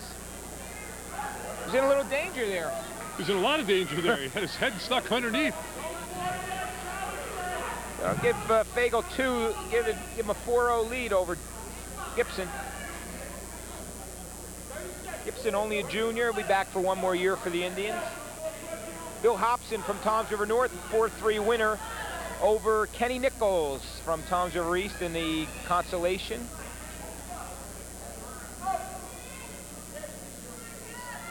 Fagel had a quick pin in the quarterfinals versus Wes Ostrigen from Southern in 30 seconds. Was that the fastest one of the tournament? One of them, yes. And Jerry Fagel also beat Ken Nichols 10-6 in a tough semifinal bout against the junior wrestler from Toms River East, Kenny Nichols. 4-0. Jerry Fagel, Pinelands, end of the first period. Gibson from South pinned Anthony Wissensee from Donovan in 122 and then beat Bill Hobson from North 7-3 in the afternoon semifinals. Bagel came right out there. I think he was looking for Peterson, but lost the arm on the way. Had the inside leg hooked up real nice. Pinelands Now he's has coming back for an 8-point Peterson. lead. There's the old Peterson. Haven't seen one of them in a while. This is a move where he's going to get the back points, but you very seldom, if ever, can pin from this position. You get your points and get out. Yeah, he got 3. That'll give him a 9-0 lead, and he's going to get him right back there. These Pineland boys all seem very good with their legs. Yeah. They all keep the hips nice and tight. Nice. Uh-oh, watch out.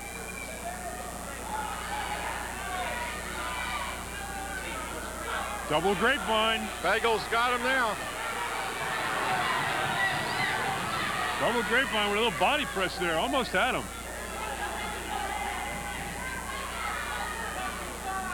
Bagel obviously rounding into shape here after that season, at the beginning of the season, that injury he had.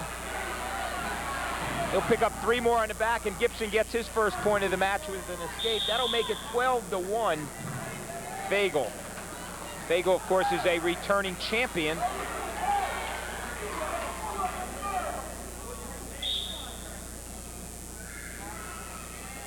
Nice ankle pick. Nice ankle pick. 2 more, 14-1. 2 points, and it's Heading for a tech fall here. 26 seconds left, second period. Nice hip position, good elbow position. Bagel looking for a little tilt. There it is. That'll do it. Jerry Fagel will tech fall in 3 minutes and 59 seconds, 16-1. So Fagel with a very impressive victory over Kevin James. That puts Pinelands 12 points ahead. Tom's River North having 3 wrestlers left. Now the awards. All of them have to win. 135. The third place finisher from Tom's River North, Chris Usack. 135-pound winners, Chris Usack from Tom's River North, third, Joe Dragonetti from the Raiders, and Phil Zampino, 135-pound medal winners. Up there in the left corner of your screen, Zampino, Dragonetti, and Usack from North. They are presented with the bracket sheet as well as their medals. The winner gets the bracket sheet. Okay, now wrestling. 145 pounds. Number 1 seed, Roger Mazzella, Tom's River East, the senior, 17-1. The top seed versus Marcus Reedhammer, Tom's River North, the senior, 18-4. The number 2 seed. And we saw this match way back in the beginning of January in this gym, and it was a good one. It's a real good one. All right, Mazzella, 17-1. Probably the Raiders' best shot at a district championship here. Him and Kevin Jankunis, who we'll see in a little bit, up at 70-1. Do we know who beat Mazzella this year? Was it the Brick Memorial match? Mazzella. Can't remember. We did it, but I can't remember if he won that night. No, I don't believe so. I think he started Tom's River East comeback that night, as a matter of fact. They wrestled real tough that night. Yes, Mazzella won that night. I'm not sure who he lost to. We'll try to find out, but that's not important right now. That's third place in this weight class went to Bob Kittrick from Pinelands. 8-7 victory over Dwight McBee from Southern Regional. Mazzella had a tech fall over Paul Burns from Lacey Township, 17-0 and 355. And then in the semifinals, beat Dwight McBee from Southern, 12-5. There's 2 for Reedhammer there. Mazzella was in nice and deep on the ankle, too. Reedhammer countered real nice.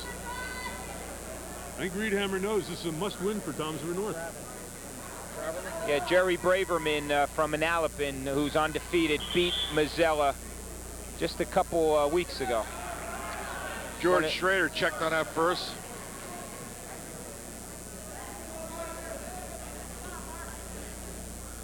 Reed Hammer, a veteran of the wars with North. Right, both seniors out here. Sure, these two have met a few times.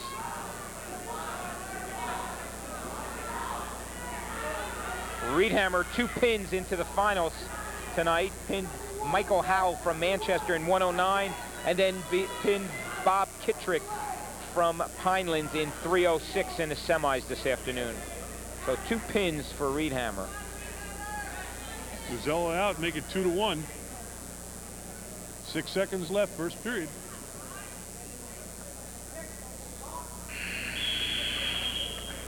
End of the first period, 2-1. Marcus Reed Hammer over Roger Mazzella. Again, a reminder that coming up Friday night, March 6th at 6 o'clock on Channel 8, we'll have the annual CYO Basketball Championship game of Ocean County. And then in 2 weeks, we'll be doing a state championship. The county game will be played Friday night, March 6th at Monsignor Donovan. And then the championship 2 weeks later, March 14th at Ocean County College. Mike Moore, guys, played in the CYO game last year. This year, started for Toms River North, and in this gym against East hit 5 3-pointers. Not allowed to play both. You either play CYO or you play varsity.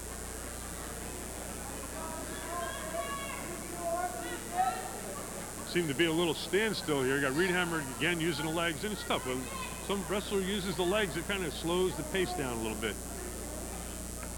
As you mentioned, this is a big win, big match for Toms River North. They must win this one to keep their hopes alive. One more win by Pinelands or a loss by North gives it to Pinelands.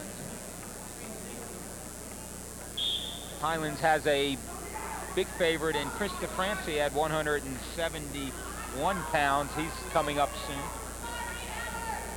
I'm sorry, 160 pounds, Chris DeFranci. Top seeded. Although he's got a tough one against Birdsall from Lakewood.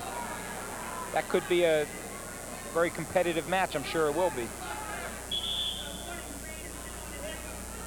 But I guess that's the way it should come down to one of the leaders, co-captains, Chris DeFrancia, senior.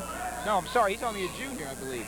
Yes, he is. And but been one of the leading wrestlers for the last couple of years for Pinelands. He could ice the team championship for the Wildcats. Reed Hammer was just warned for stalling. So it's still 2-1. Reed Hammer.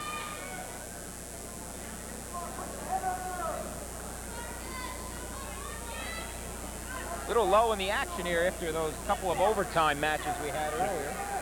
The thing with a leg wrestler like this is the bottom man, like I said before, does not have to move to put himself into a situation where he could be pinned. Right. So he can basically stall on the bottom. Right. Which is smart, because good leg wrestler, as soon as you pick an arm up or turn a head the wrong way, you're in trouble. There he is, Dapper Dan. There he is, Bruce. Good. He got decked out for this championship round here. Bruce Mulford.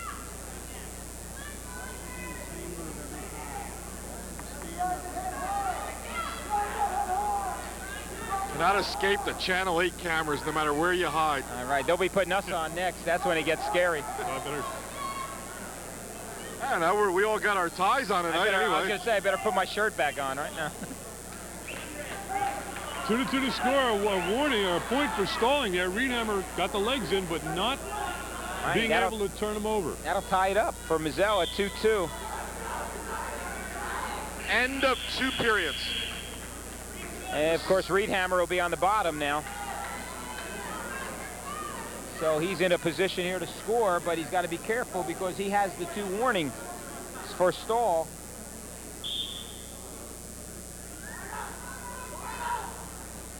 Mazzella with a good breakdown off the whistle. It's tough to wrestle off your belly like that. You got to get that first initial charge.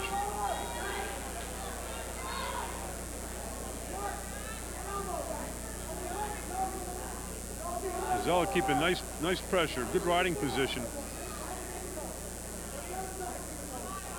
He also has to start working for the fall. He's got the arm barred up nicely.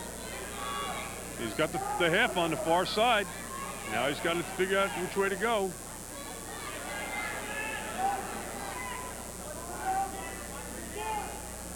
Two. Now Mazzella with the legs in. Warren Reed up in the right-hand corner there. Power half with the legs in the half. Mazzella looking for some tilt points here. Warren Reed doing his encouragement from the corner. I don't know how Warren talks after a wrestling match. Well, he doesn't. He usually spends about 24 to 48 hours with laryngitis and then makes a comeback just in time for the next match. We're not kidding. His voice is usually gone by this time of the year. Mazzella trying to work that power half with a leg. I think a throat specialist could have fun with Warren. That man, all the reasons on how to damage your vocal cords, Warren can show you. But the kids seem to respond, that's for sure. 22 seconds. Oh, trying to work the head under. Getting close. 15 seconds. We may be going overtime again. He's close to getting some back points here. No, 8 seconds. One count. Reedhammer in position to come out. Here's the reversal, and that'll do it. That's it. Marcus Reedhammer. Just be 2 seconds to go. The points went up. 4-2 victory over Roger Mazzella, top-seeded Roger Mazzella. Marcus Reedhammer with a big win for the Mariners. Keeps him in the hunt. Marcus Reedhammer, second seeded, defeats top-seeded Roger Mazzella. Reedhammer, 4-2. Wasn't score under Mazzella.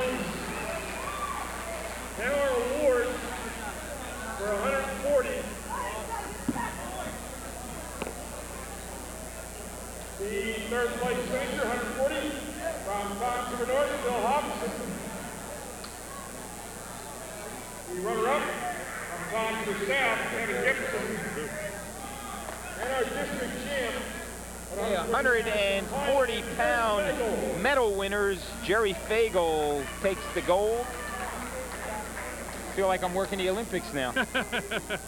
Kevin Gibson, the silver, and Billy Hobson from North, the bronze. First, second, and third.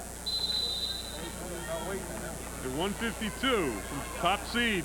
Demetrio Howland, Tom's River North, the junior, 17-5-2. And Joe Leonard from Central Regional, a senior, 15-3, the number 2 seed. Demetrio Howland, and from Central Regional, Joe Leonard. Okay, another must-win here for the Mariners as they still cling to hopes for the team championship. Pinelands now with a 9.5-point lead over the Mariners. Leonard working Here you see the three winners from the last 140-pound weight class: Fagel, Gibson, and Hobson in your left-hand corner there. Okay, still 0-0 here with Leonard and Howland. Howland, 16-5-2 junior wrestler versus Leonard, the senior from Central. Good. Howland, a pretty easy time into the final, 17-3 winner over Tim Warren from East. Leonard got his takedown, but it looks like he's going to... And then in the semis, Howland pinned Brad Tulo from Pinelands in 3:05. Howland gets his neutral. Leonard had a very tough semifinal bout with up-and-coming sophomore Ryan Concord from Monsignor Donovan. He eked out a 6-4 victory in the semis. Concord went on to take third place at 152 pounds. We saw Howland earlier in the year. If you watch Howland, as the match goes on, he usually gets better. Somebody becomes aggressive with him, he really just comes right back at him and just picks up the intensity another level. Nice deep shot for a fireman's there. Nice deep shot. Now he's got to finish it off. There's the end of the first period.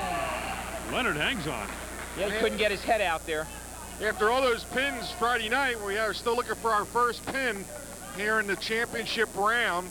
We've had one tech fall, and we've had 2 overtime matches. All the others regular decisions. When you get the 2 best together. Right. Those pins don't happen that often. I had reservations about that overtime sudden death, but I think I like it now after seeing a couple matches. Of course, that does not occur during the dual meet season. The tie is a draw there. They will not continue, but in tournament competition, we go sudden death now. That's going to be exciting when it comes time for regions and states. Of course, this year we got a new format. After the regions, we go to the super regions. And then finally, 2 weeks from tonight, the finals down in Atlantic City. Actually, they're there, I guess, semis are Friday and Saturday in Atlantic City. Super regions for our area wrestlers will be at Red Bank, as well as the regions will also be at Red Bank. Leonard's doing a real nice job riding Howland here. Real nice. Did you get the team score, Ed? Yes. Pinelands clinging to a 9.5-point lead over North. North needs a win here to keep their hopes alive. The score right now is North has 173.5 points. Pinelands is in the lead with 183. Howland off the bottom real quick for the reversal. Very nice. 3-2. Howland takes the lead over Leonard. Leonard, a little sit turn. He's got his head on it. He's got to change over to a double or move his head to the inside here.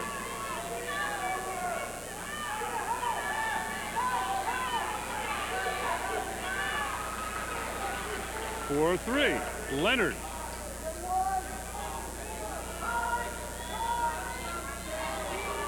Leonard's doing a nice job riding here.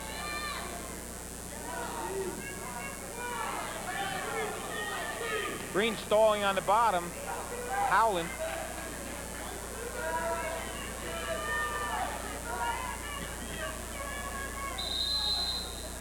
Off the mat they go. 7 seconds left in this second period. 4-3 Leonard. Score is low, but there's been a lot of action in this bout.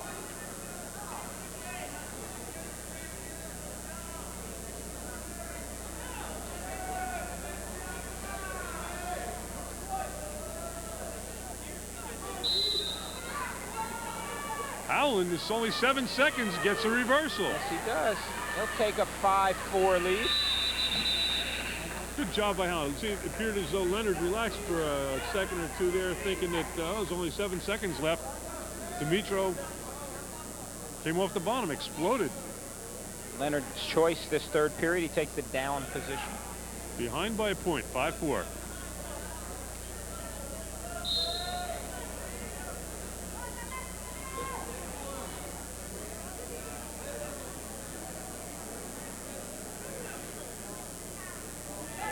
Leonard turns in again.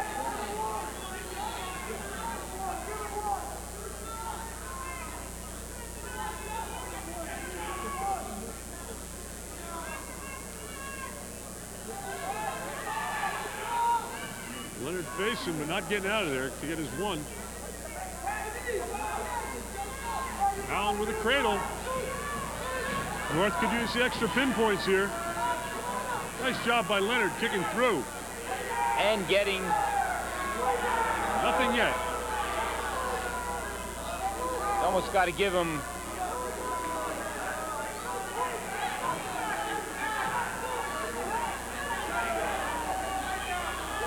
We call a stalemate here. Stalemate. Still 5-4. Howland. Minute and 3 remaining in the third period. Mike Baldy takes a drink. Allen with another cradle, far side.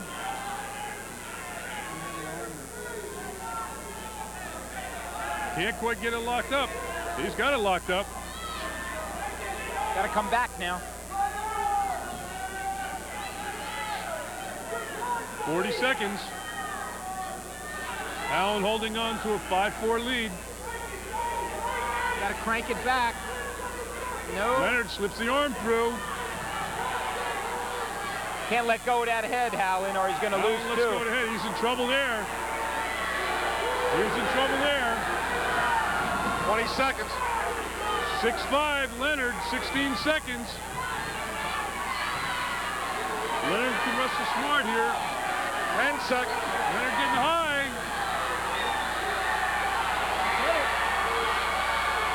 There's two for Howland at the buzzer, and he'll win it. What a match. 7-6. 7-6, Howland. Wow.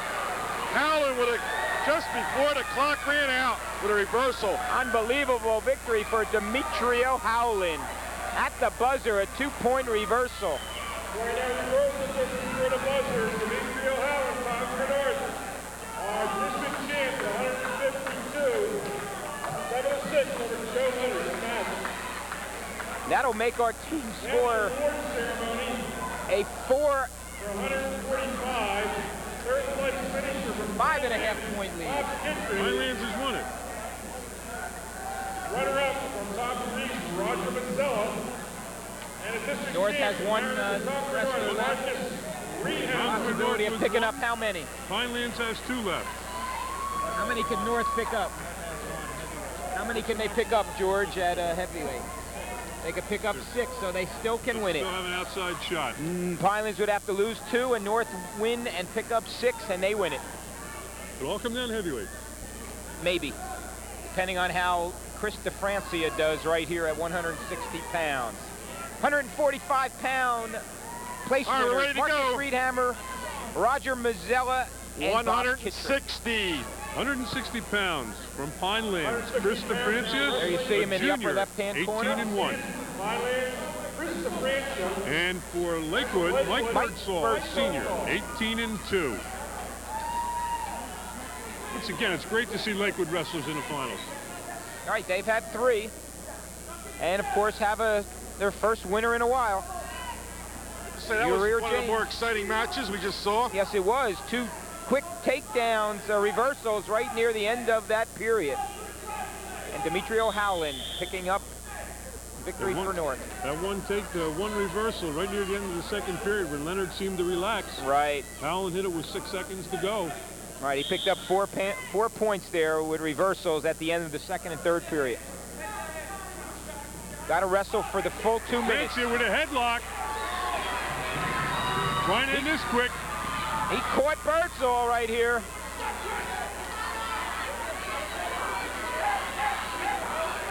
Birdsall is going to come out of it, though. Off the mat. He'll pick up 3.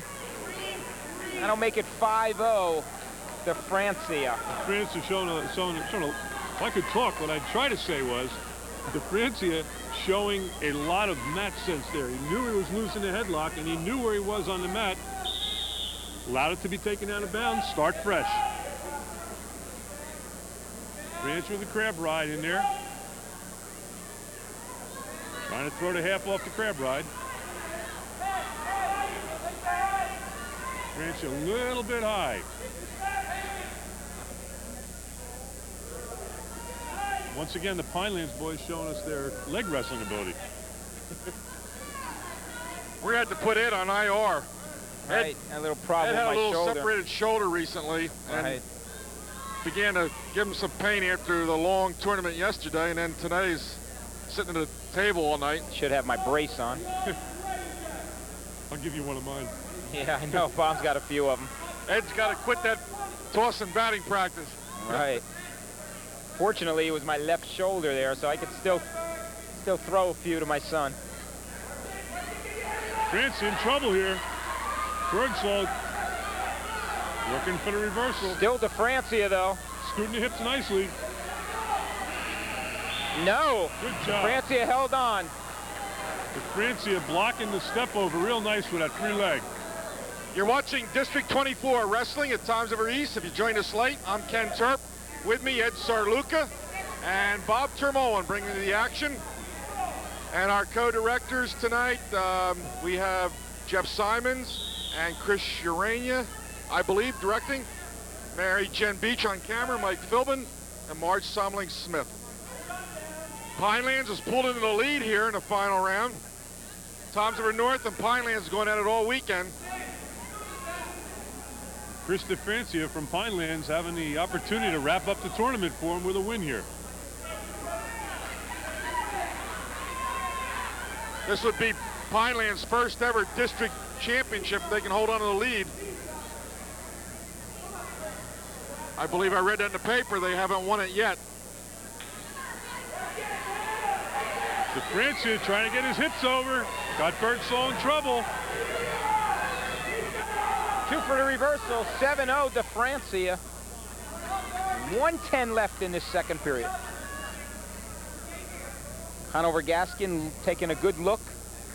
Does this mean we're going to go overtime? We got Conover on the mat again. Right, I don't think so. Not the way this one's going right now.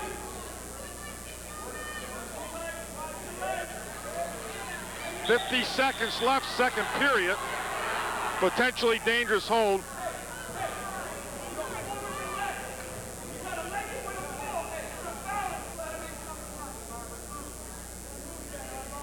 We have 3 matches to go after this one.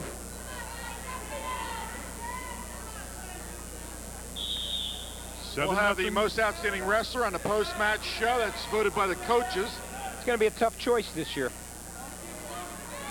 It's going to be a very tough choice. With Birdsall, a little tilt on Birdsall here, getting some back points. I'll tell you, maybe the freshman would be a candidate. Right, he's Lakewood going to reserve decision for a while, okay? Can I do that? Well, we still got a few yet to go. Exactly. 9-0. Chris DeFrancia pulling ahead of Mike Birdsall. 17 seconds left, period 2. I'll stay my decision for a while, but I think I have my most valuable wrestler in this tournament. No, well, I'm going to tell you right now, okay? End all doubt, okay? I'm going to have to give it to Brian Stout, even though he hasn't even wrestled yet, but there's no way that you could penalize a wrestler because he goes through a tournament rather easily. We got to take a break right here, so we'll come right back. This is Adelphia Cable, Channel 8, Toms River.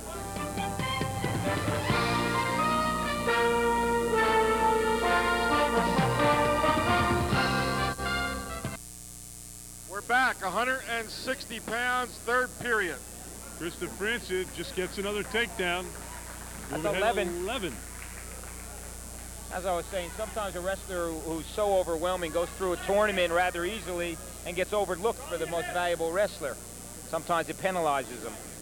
So if Brian Stout could pin Morrison from Manchester, he'd be my choice. Those two have wrestled during the season. Yes.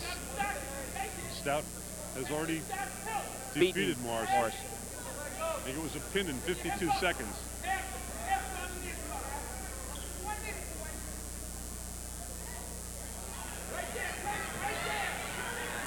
DeFrancia looks like he has Birdsall in a little trouble.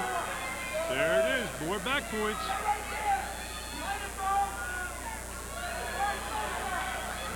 This could be it. Pinelands on the verge of winning their first ever district championship. There it is. There it is. 5 minutes and 27 seconds. Chris DeFrancia gives the team title to Pinelands Wildcats. Our first pin of the final by Chris DeFrancia, Pinelands. Time 5:27 over Mike Birdsall. But that gives the team title to Pinelands Wildcats. Pinelands has clinched the team title with that victory. Congratulations to the Scouting and Wildcats.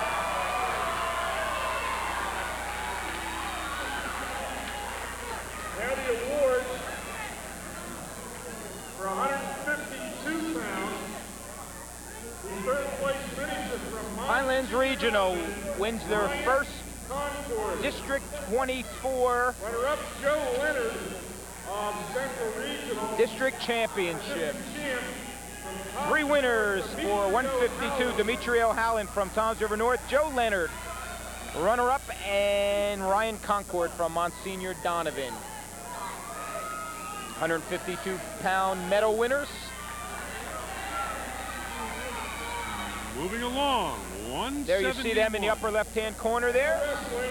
171. From Tom's of Reese, top seed Kevin Jakunis, a senior, versus number 2 seed, a junior from Pinelands, Jim Villa, 16-2. Villa right in on a single.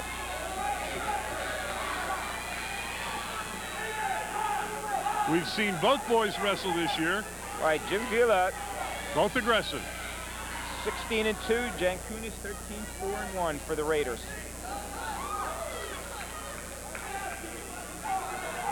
Jankunis the senior, Villa a junior. A lot of action there, no takedown, still in the neutral position.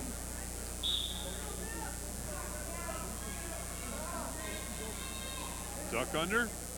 Pinelands and North both have one wrestler left, but Another duck under, nice takedown. lead is insurmountable now for the Mariners, and Pinelands will take home the team championship this year. It's going to be a happy ride home to Tuckerton tonight. That long ride won't seem quite so long tonight. They've got the longest ride, and they're going to enjoy it for the longest time. Is there a song with it in there? Something like sounds good. If not, we should write one. Knowing the Didn't enthusiasm. Billy Joel have one for the longest time? Knowing the enthusiasm of the people down there at Pinelands toward their athletic and wrestling program, they may be half the school waiting for them when they get back. They've got quite a few fans here tonight cheering them on.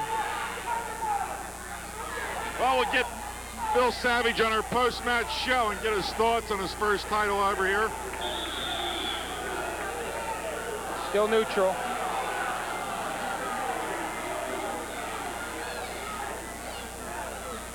Warren Reed looking for the takedown there. He feels that Kevin Jakunis had both beaten in Both the, knees in. He was both yelling knees, both both- knees were in, and it looked like they were in. It's not a matter of knees, though. It's supporting points. If he's up on his toes are supporting points. The knees don't count.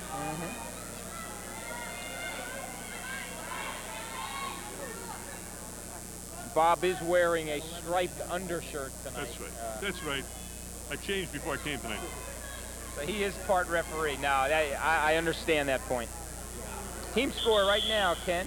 189 for Pinelands, the District 24 champs, and Tom's over North 177 and a half.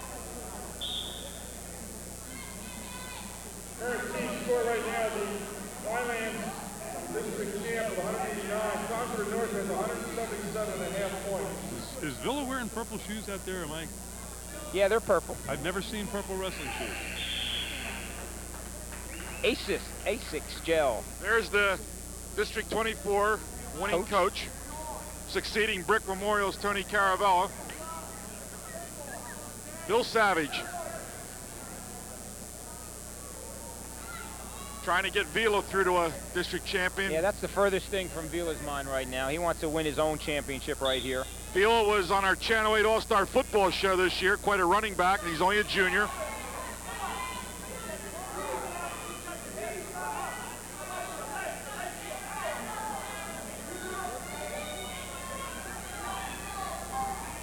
So far, Jakunis' tight waist was all the way around past Villa's opposite hip.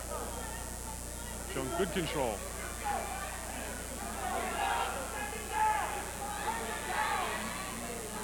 Villa doing a nice job getting a foot to the mat.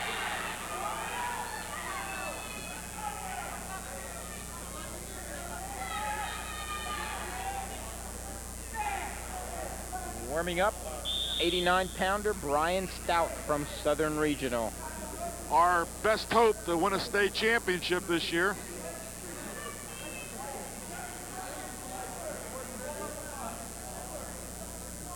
Returning second place finisher. Loser only to the 71. state champion last year, Rob Johnson of at Jackson. 71, right? Moved up a weight class this year. Wrestled both this year, 71-89. Feels a little stronger at 89. And when you see him out on the wrestling mat, you cannot argue with that fact. Villa turned in nicely, worked that switch till he got it.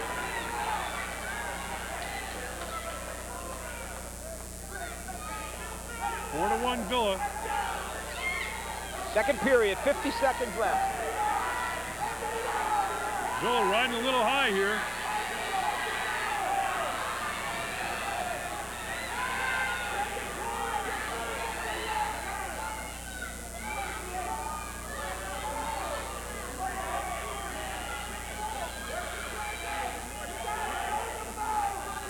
Nothing happens here very shortly. I'm sure we're going to get a stall or a stalemate call out of this. There it is. I told you had a striped undershirt on. I don't know. I just got lucky, I guess.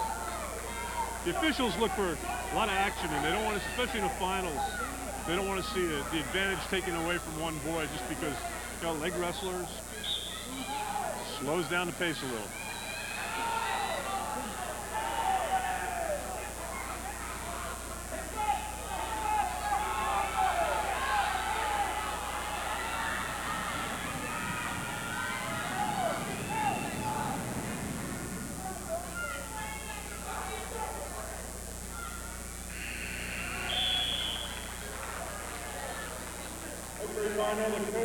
End of period 2, 4-1, Jim Villa, Pinelands.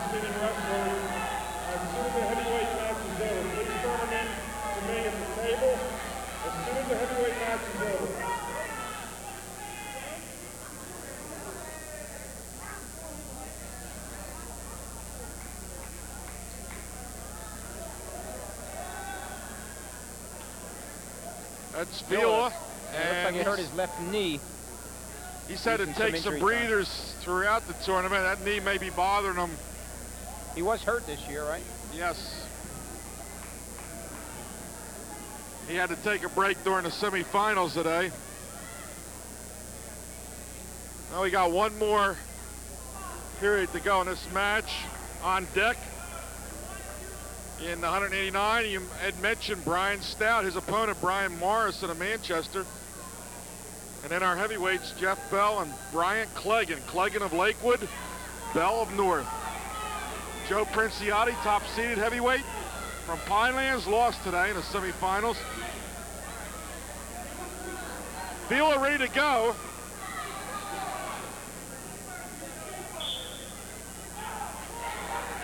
Villa locking hands. 2-1. There it is. He ties it up. 4-4. 4-4. That little injury timeout helped Jankunis. He's coming out like wildfire here in his third period. He's tied to match up. Saw Coach Reed talking to him during that injury timeout there. This is East's last hope at a district champ this year, and that hasn't happened for a while, I'm sure. Jankunis got sloppy with the legs, a little loose. And Villa reverses for a 6-4 lead.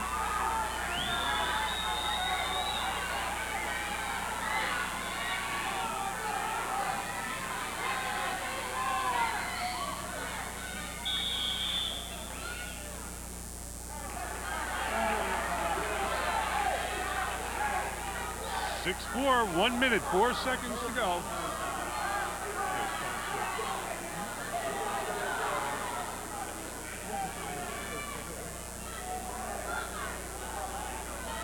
Well, we got the referee tying Villa's shoe for him. Now, is that because Villa's tired, or? No, I'm not going to say he doesn't know how to tie him. No Velcro. No Velcro. I never saw that before. I know. Villa does look a little winded, and he's locking hands. He's going to lose a point. Another locked hands. That'll make it 6-5. Official's going to confer with a backup official. Okay, they wiped it off. They wiped it off. I decided no. They talked it over. Warren Reed's going to want an explanation for this, but I wouldn't want any time off here, because any time off gives Villa a little break. Yes. I think Jankunis is in a little bit better shape now to handle this last minute. Still 6-4.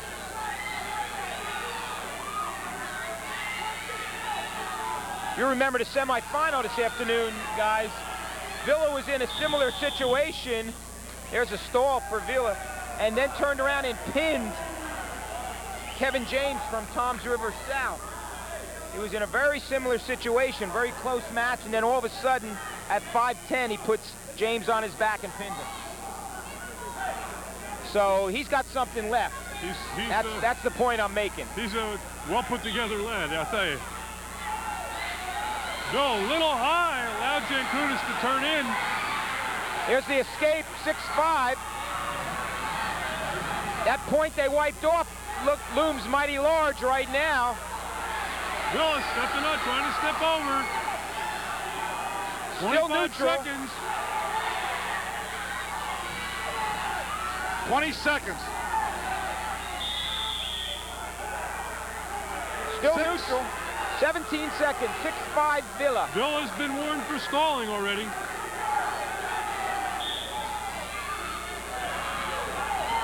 Wise step in for the high single.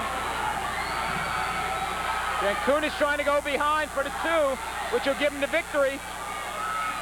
5 seconds. Villa's There it going to is. hang on. Villa pulls the upset.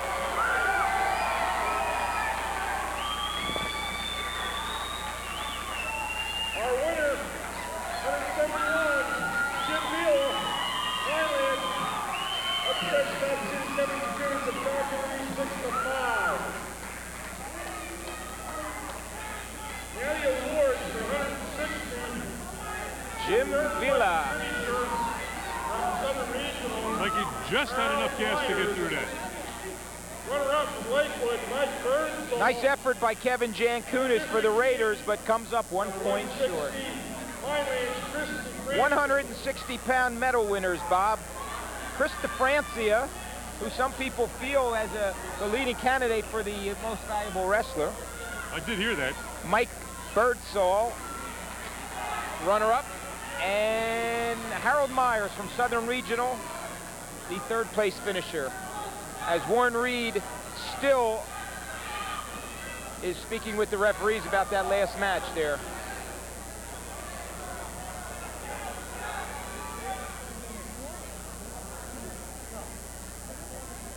There you see the 3 medal winners, DeFrancia, Birdsall, and Myers. All right, now wrestling. 189. 189. I'll let you do the introductions. Brian Stout from Southern Regional, 24-0 senior, 2nd in the States this year.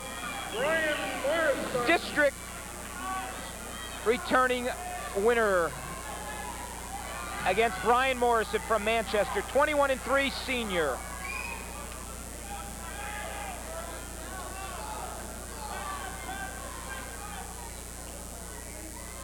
Stout rather easily into the finals with a 104 pin versus Phil Griner from Toms River South and a 341 pin versus Vincent Derome from Toms River East. Morrison, meanwhile, had to go overtime this afternoon against Rich Pasqualina from Toms River North and just eked out a 5-3 win in overtime. Sudden death. I think we're going to see her. It appears in the first 40 seconds here that Morrison is not trying to get in real tight with Stout. Now, he's just too strong for that, Stout. You know, you can't get in and muscle him because you're going to be a loser there. I don't care how big you are. You're going to be a loser if you try to muscle with Brian Stout. I think mentally, Brian Morrison has to overcome the fact that he already did wrestle Stout. He and pinned did him in get 50 seconds, 52 right. seconds, right. So if he can get through the first period, I think he's, you know, maybe his confidence will come back to him. This is where Stout's pretty dangerous, though, in a top position here, where he could use his superior upper body strength. Like a spider. All over.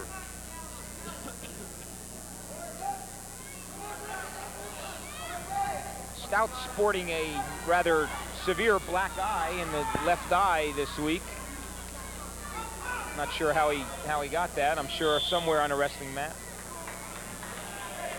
Stalling on top. I don't think that's going to make Brian very happy. I wouldn't want to be Brian Morrison in the next 37 seconds. If he feels that he was not too aggressive, Brian will be a little bit more aggressive now.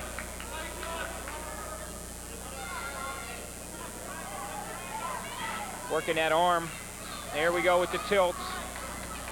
Look at how he elevates with the bottom leg like that, or the top leg rather. Look how he just lifts. So a lot of the younger wrestlers don't do that. They don't get the hips up in the air. There's 3 on the back, pending. Still has the same hold, so there he breaks it. Now we get the 3, 5-0 Stout. End of 1 period. Well, Morrison made it through the first period, so we'll see if the confidence has been built. Sometimes it gets a little frustrating for somebody like a Brian Stout, and the bottom wrestler doesn't really give him any room to move. He's down on the mat, he's in tight, can't get the half in, can't grab the arm. It's a little frustrating.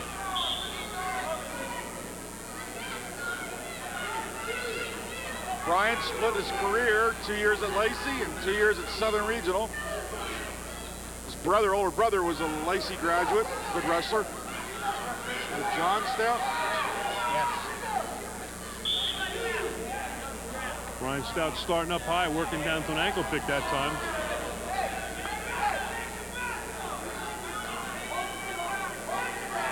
One match left after this one, the heavyweights on deck.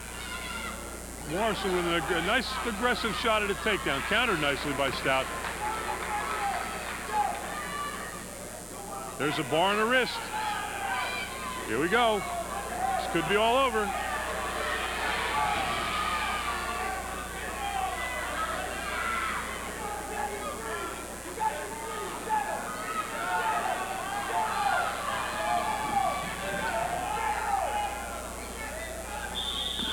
There it is. There's a pinhead. 2:52. 2 minutes and 52 seconds.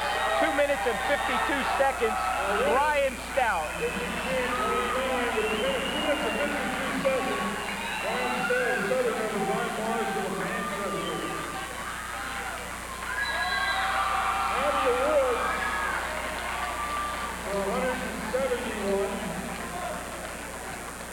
Third place. 171 pounds. Medal winners. Kevin James from Toms River South, third place. Kevin Jankunis, the runner-up, and Jim Vila from Pinelands.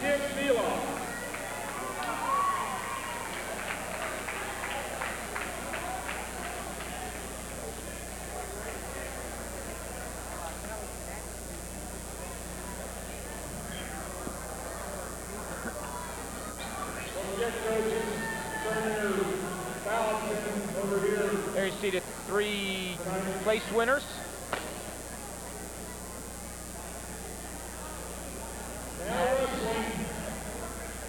Heavyweight. 171 pounds, Jim Villa, Kevin Jankunis, and Kevin James.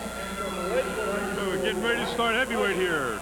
Heavyweight. Number 2 seed, Jeff Bell, Toms River North, the senior, 7-4-2, against Brian Claggin, Lakewood, the junior, 9-6-1. This is the other weight class where the number 1 seed got bumped. Right, Joe Princiati, who came on to take third place with a 1 minute and 59 second fall over Jason Grenier from Southern Regional.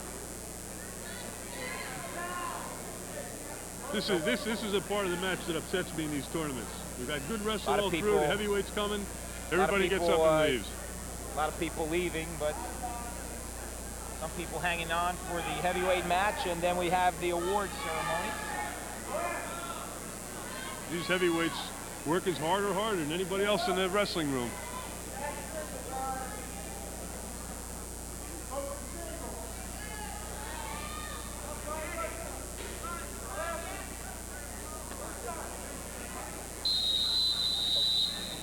Both boys warned for stalling. Unfortunately, this happens in heavyweight bouts.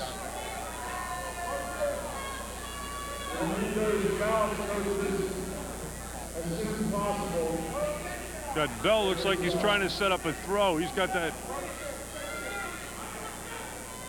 He was hooked all the way up to the shoulder there.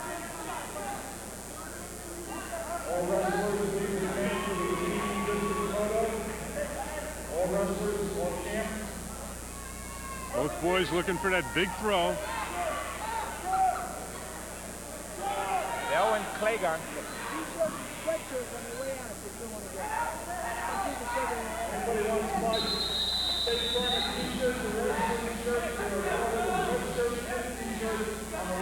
Back to the middle. Both boys looking for the big throw that time. 23 seconds left, period 1. Jeff Bell, Toms River North, 0. Brian Claggin, Lakewood, 0.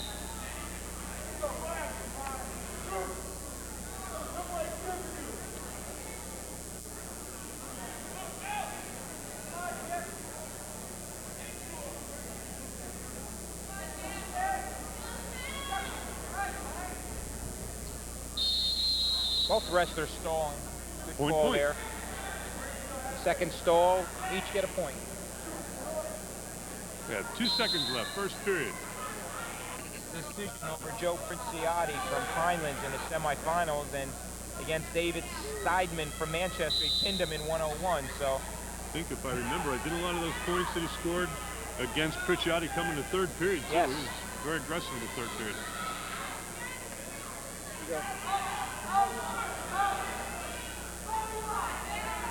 Flagging in. There's 2. Nope. All right. Bell started the period on the bottom. Still no change. 1-1. 1:34. Second period.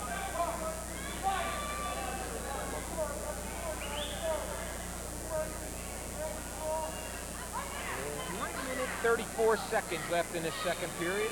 Final match of the night.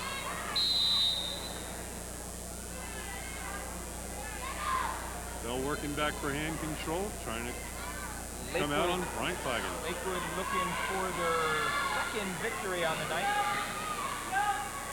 And North looking for their 5th. Bruce, after we do the next 2 awards, we'll do the team trophy. Locking hands on Clagon. Outstanding and Coach of the Year.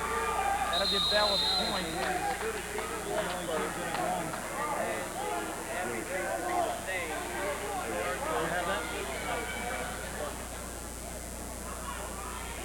We had a point given to Jeff Bell, locking hands on Brian Clagan, plus And then, Bell got his escape. all right, 3-1. 3-1 Bell. Well, again, I see Clagon not very aggressive after being very aggressive this afternoon. Ladies and gentlemen, the Mid-Atlantic Wrestling Association freestyle qualifying tournament will be held here at East High School, March 29th. Weigh-ins at 7 a.m. Bell looking like he's trying to snap Clagon down. Junior Olympic freestyle qualifying tournament, here East, March 29th. 7 a.m. weigh-in.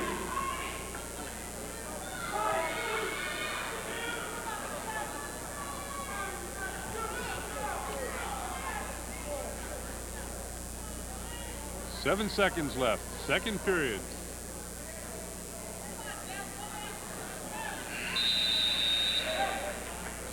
Third period. 3-1. Jeff Bell, Thomas River North, leading Brian Clagon, Lakewood.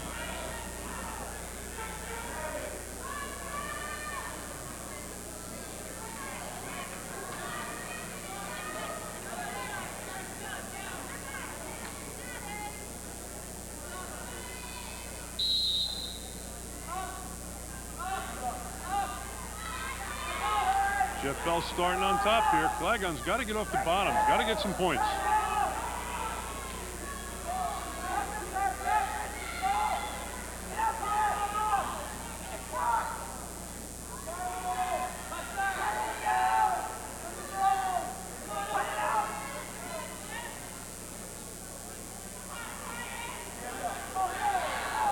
Bryant coming off the bottom. Trying to tie up the score here. Good sprawl by Bell. Bell pressuring in. He'll give the 1, but not the 2. Smart wrestling. 3-2 the score.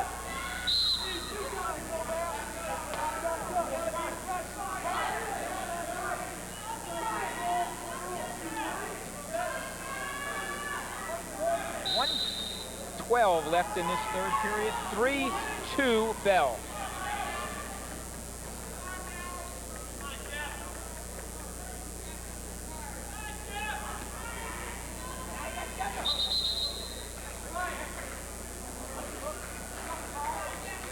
Officials and coaches trying to get some action going here. 59 seconds left.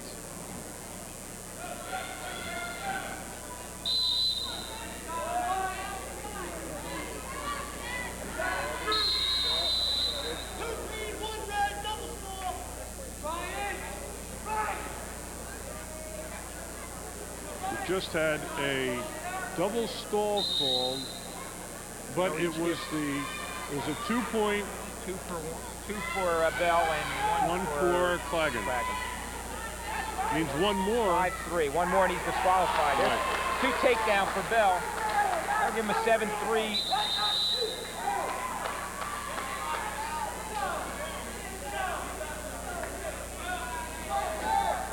37 seconds. 7-3.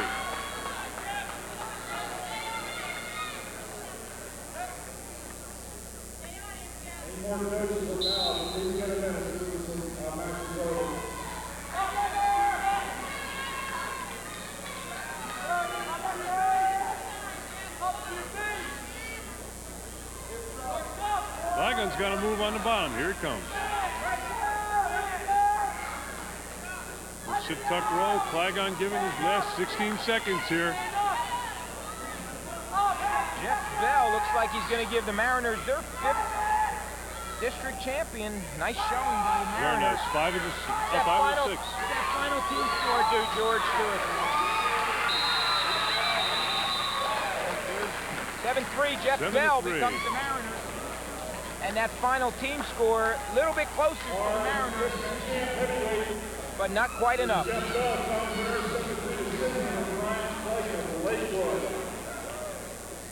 Awards. This time I'd like to have the awards for 189. The runner-up is Jerome Tom's River East. Second place goes to Manchester, Brian Watson. Okay, here's the Bryant Clagon from Lakewood.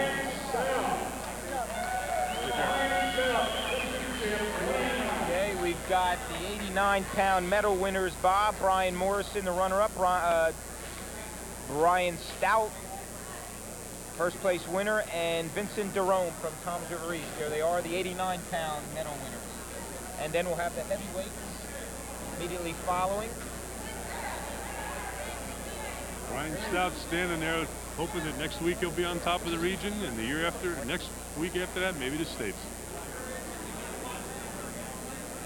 Tom's River North, with 5 winners tonight, sets a new team record for district champions. 5 winners in one night. Nice showing by the Mariners. Mike Waldy always gets everybody ready for the big ones. Heavyweights. Okay, Joe Princiati from Pinelands, 3rd place. Brian Clagan from Lakewood, and Jeff Bell, Mariners 5th champion tonight. There you see Princiati, Clagan going up to get his medal, and Jeff Bell.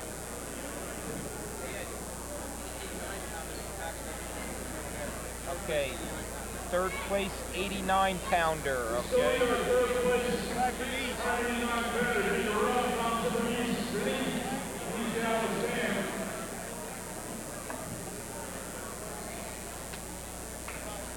There you see the heavyweights. Jeff Bell takes home the gold.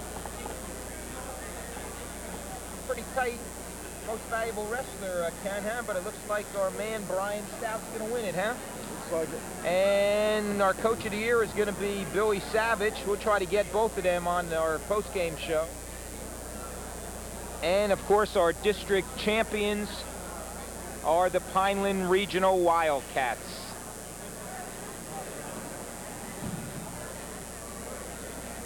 So I think we'll Ready for the team? announce the team winner right here now, Bob. Trophy presentation by Bruce Mulford. Bruce Mulford will present the award to Pinelands Regional.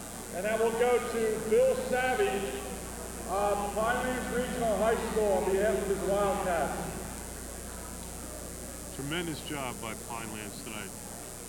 Really had that 8-point There's lead. Bruce with the tournament trophy, the perpetual trophy. Circulates each year. You get to keep it for a year. Warren Reed, head coach of the Raiders.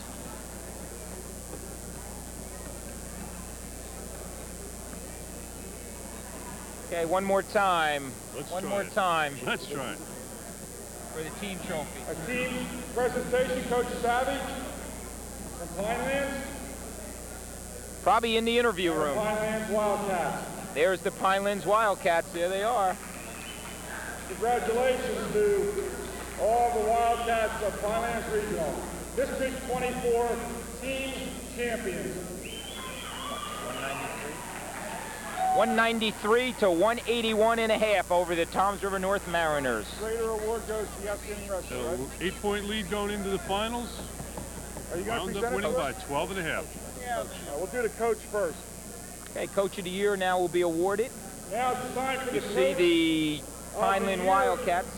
award voted by the coaches in District 24. Near unanimous vote. And Yes, it was.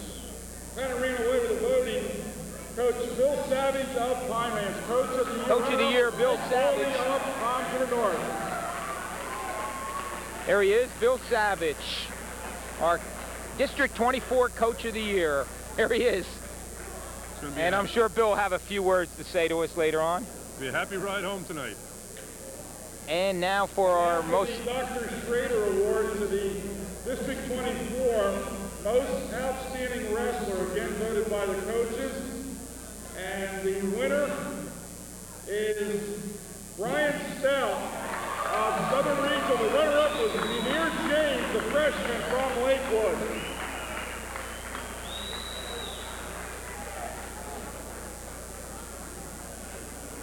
Brian Stout, our most valuable wrestler tonight in the District 24, the Schrader Award. Coach Savage and Brian Stout, the two big Brian awards. had the look in his face of, for me, Well, I won. as we said, you know, sometimes when you're just so overwhelming, you get overlooked. But I think the coaches rewarded Brian Stout not only for an outstanding tournament, but for an outstanding career. Exactly. And I look for Brian to bring home the state title to Ocean County. All right, when we get on our post-match, we'll get Coach Savage, talk about the team championship, And Brian. Brian Stout, certainly, for his great, not only great year, but a great career, and we hope he goes all the way in Atlantic City and brings back a state championship. So Bob, Ed, and I will be back with a post-match show in just a moment.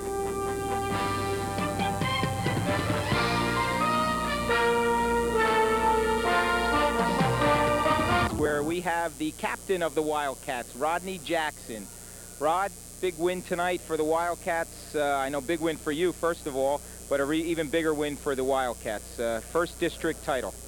Yeah, it was, we wrestled very well. Our 135-pounder, Phil Zampino, came through. He was 4th seed. We expected him to win in the consolations possibly, but he came through as a champion. It was real well done. And we had 2 defending champions that replaced it, did the same thing. I came through. Yeah, Bila up to 71, wrestled good. Chris, who knows how he wins, but he did it again. Chris DeFrancia put it away for you at 160 pounds. You had 5 winners overall, and led by Coach Savage. Give us a few words about Coach Savage. What's he like in the wrestling room? Well, he's a pusher, doesn't give up, keeps you going, doesn't stop pushing you, screams a lot, yells. But gets a lot out of you. Yeah, he does. How about your match with Brian DeNoia tonight from Central Regional? You beat him 11-6, but a little tougher than that score. Yeah, he took me down in the first period.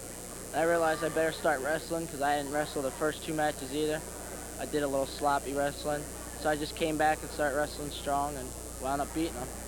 Caught him with the headlock in the first period, and that right there turned me on, and I didn't stop. Okay, 4th place last year in the States? Yes. And looking forward to going back this year. Got to work your way through Red Bank. Yeah, Got a new format this year, right, with the super regions. Yeah. And then down to Atlantic City. Tell us a little bit about maybe your weight class and who you're looking forward to wrestling. I'm looking forward possibly to get Sam DeLeo in the finals next weekend. From Middletown South? Middletown South. Got probably maybe Rappa from Brick Memorial. He won his district, I heard, so he'll be in there. And I'm not sure who won the other district, but it's going to be tough, and just looking forward to it. Okay, again, congratulations to you individually and to your teammates. First District 24 championship for the Wildcats from Pinelands. And now we're going to bring in Coach Savage with Bob Tormollan. And congratulations, Coach Savage. And let's root those Yankees home, okay? Those Yankees do as good as these Wildcats did. First of all, congratulations, Coach Savage. And as far as the Yankees are concerned, I didn't even know they played baseball anymore. Come on. Tonight, surprise or not? Very much so, very much so. I thought when Joey Princiati went down to semifinals, that we were really in trouble. And when, you know, I think I had said to the newspapers, I says, we couldn't win it on our own. We needed help. And like a little kid like Munir James gave us a little help there. And then all guys up top, they wrestled tough. I mean, you know, James and Chris DeFrancia, they just wrestled their hearts out there, especially James. He got beat by Jankunas 2 weeks ago. So he came back tough. We were noticing you and North both had 6 wrestlers in the finals, but there was only one matchup. Did that concern you at all, or would you rather met them head on? No, we met them head on in the semifinals. They beat us up. We didn't want to meet them again. No, it had nothing to do. We were even sitting and saying, what kind of dual meet would this be? And it would have been a great dual meet, you know? But because of the short conference tournament getting canceled, we didn't get to meet it. So, no, I think as far as that goes, no, the matchups are matchups. You know, it's a tournament. It's for the kids, and you know, it's basically what they did. They wrestled for themselves to do the best they could, and every kid did that. I didn't stress like go for a pin if you're up 8-10-0. Don't, you know, wrestle smart. Wrestle. Don't try anything crazy, and that's what they did, and it worked out for them. So I mean, from that standpoint, I think that was our strategy going in. Don't worry about the team title. If you all wrestle your best, the team title will come. And that was it. You know, don't put yourself in jeopardy. Joey did that in the afternoon, trying to pin, and he ended up getting upset. So. And for you personally, as you were telling me on the side there, conference championship and district championship, and this is not the first time for you, is it? No, this is the 3rd time. We did it in Elmwood Park, my first year at Elmwood Park, and we did it at Paramus a couple of times. Jeez, I can't remember how many times. Those guys are probably married and got children now. But no, this is the 3rd time at the 3 schools, which means I've been blessed with a lot of great kids and a lot of great parents. They raised them right. I think the kids have been blessed with a very good coach. Nah, I just hang out and, you know, I keep the score. That's all. I yell a little. That's about it, you know? All right, Coach, and once you got a again. good guy coming here, you know? Ask him how he got that black eye, though. All right? Uh-oh. Coach, congratulations again. All right, thanks, Bob. Coming in with me is our outstanding wrestler, Brian Stout of Southern Regional. And Ed Sarluca was just asked him about his battle mark here. How did you get the black eye, Brian? First match the other night, we just bumped heads, shot in at the same time, just bumped heads. All right. So. We're totaling up Brian's career wins now, 114. The record's 117 by Durant at Jackson. So you got the shot to go for that. I was a little worried when some of the matches started getting called off because of the herpes that maybe you weren't going to get that chance. Yeah, I did too, but, you know, Coach Tab, you know, he's calling all over. He's on the phone for like hours every night, and, you know, we made some of them up, so it's real good. Now, tell me about your 2 wins today. You wrestled Morrison in the finals. You had Vinny Derome in the semis. Tell me about 2 different contrasting styles. What were you trying to do against each one? Well, I was just trying to, you know, wrestle my best, and, you know, I was just trying to have a good tournament. They're both tough kids, you know, both real strong. So, I mean, you know, it was pretty good. I had a good tournament. You're happy with your performance, and how's this rank with past districts for you personally? I think this is probably about the best one. You know, I had all pins this time, and it's probably about the best one I had. How's it feel to be named the most outstanding wrestler in a district tournament like this with so many good ones? It's great. I'm really happy. You know, I'm really happy. Now, looking ahead, Brian, you're going to go to the regionals up at Red Bank. Who are you looking to hook up with there? You certainly are going to be the top seed. Who do you think is going to be your main competition? I figure probably Tyrone Johnson will be. And you know, we wrestled once before, and I'm looking forward to wrestling him again. Now, what school is he from? Jackson. Jackson High School. Okay. And of course, you're familiar with Jackson wrestlers, having gone to the championship last year. Yeah, I wrestled his brother last year, but you know, it's a little bit different this year. Yeah. All right. Congratulations. I certainly enjoyed watching you wrestle for 4 years, and I certainly hope you bring back that state championship. And having lived in Lacey, I'm sorry we lost you down to Southern, but they're game. Yeah, thank you. All right. Congratulations, Brian. Okay. All right, we'll let Brian Stout go get a shower. I'll bring Ed in, and Bob Tormollan will sign off. Thank Jeff Simons and the crew tonight. I don't know if I missed anybody. I mentioned Mary Jen Beach and Chris Uranius here tonight, Marge Somling-Smith, Mike Philbin, the crew tonight behind the scenes. I probably missed somebody.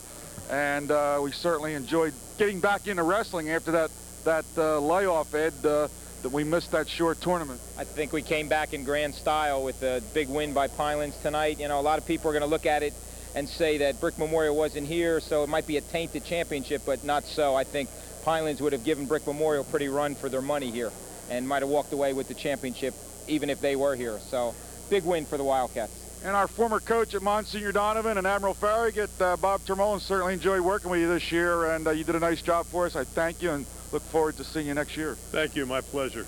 Okay, that's going to do it. And remind you, coming up on March 6th, that's tomorrow, Friday night, Channel 8 at 6 p.m., the CYO Championship game of the Ocean County Tournament, Jim Courtney's tournament. Hope you'll be with us for some basketball tomorrow night. For the crew and for Ed and for Bob.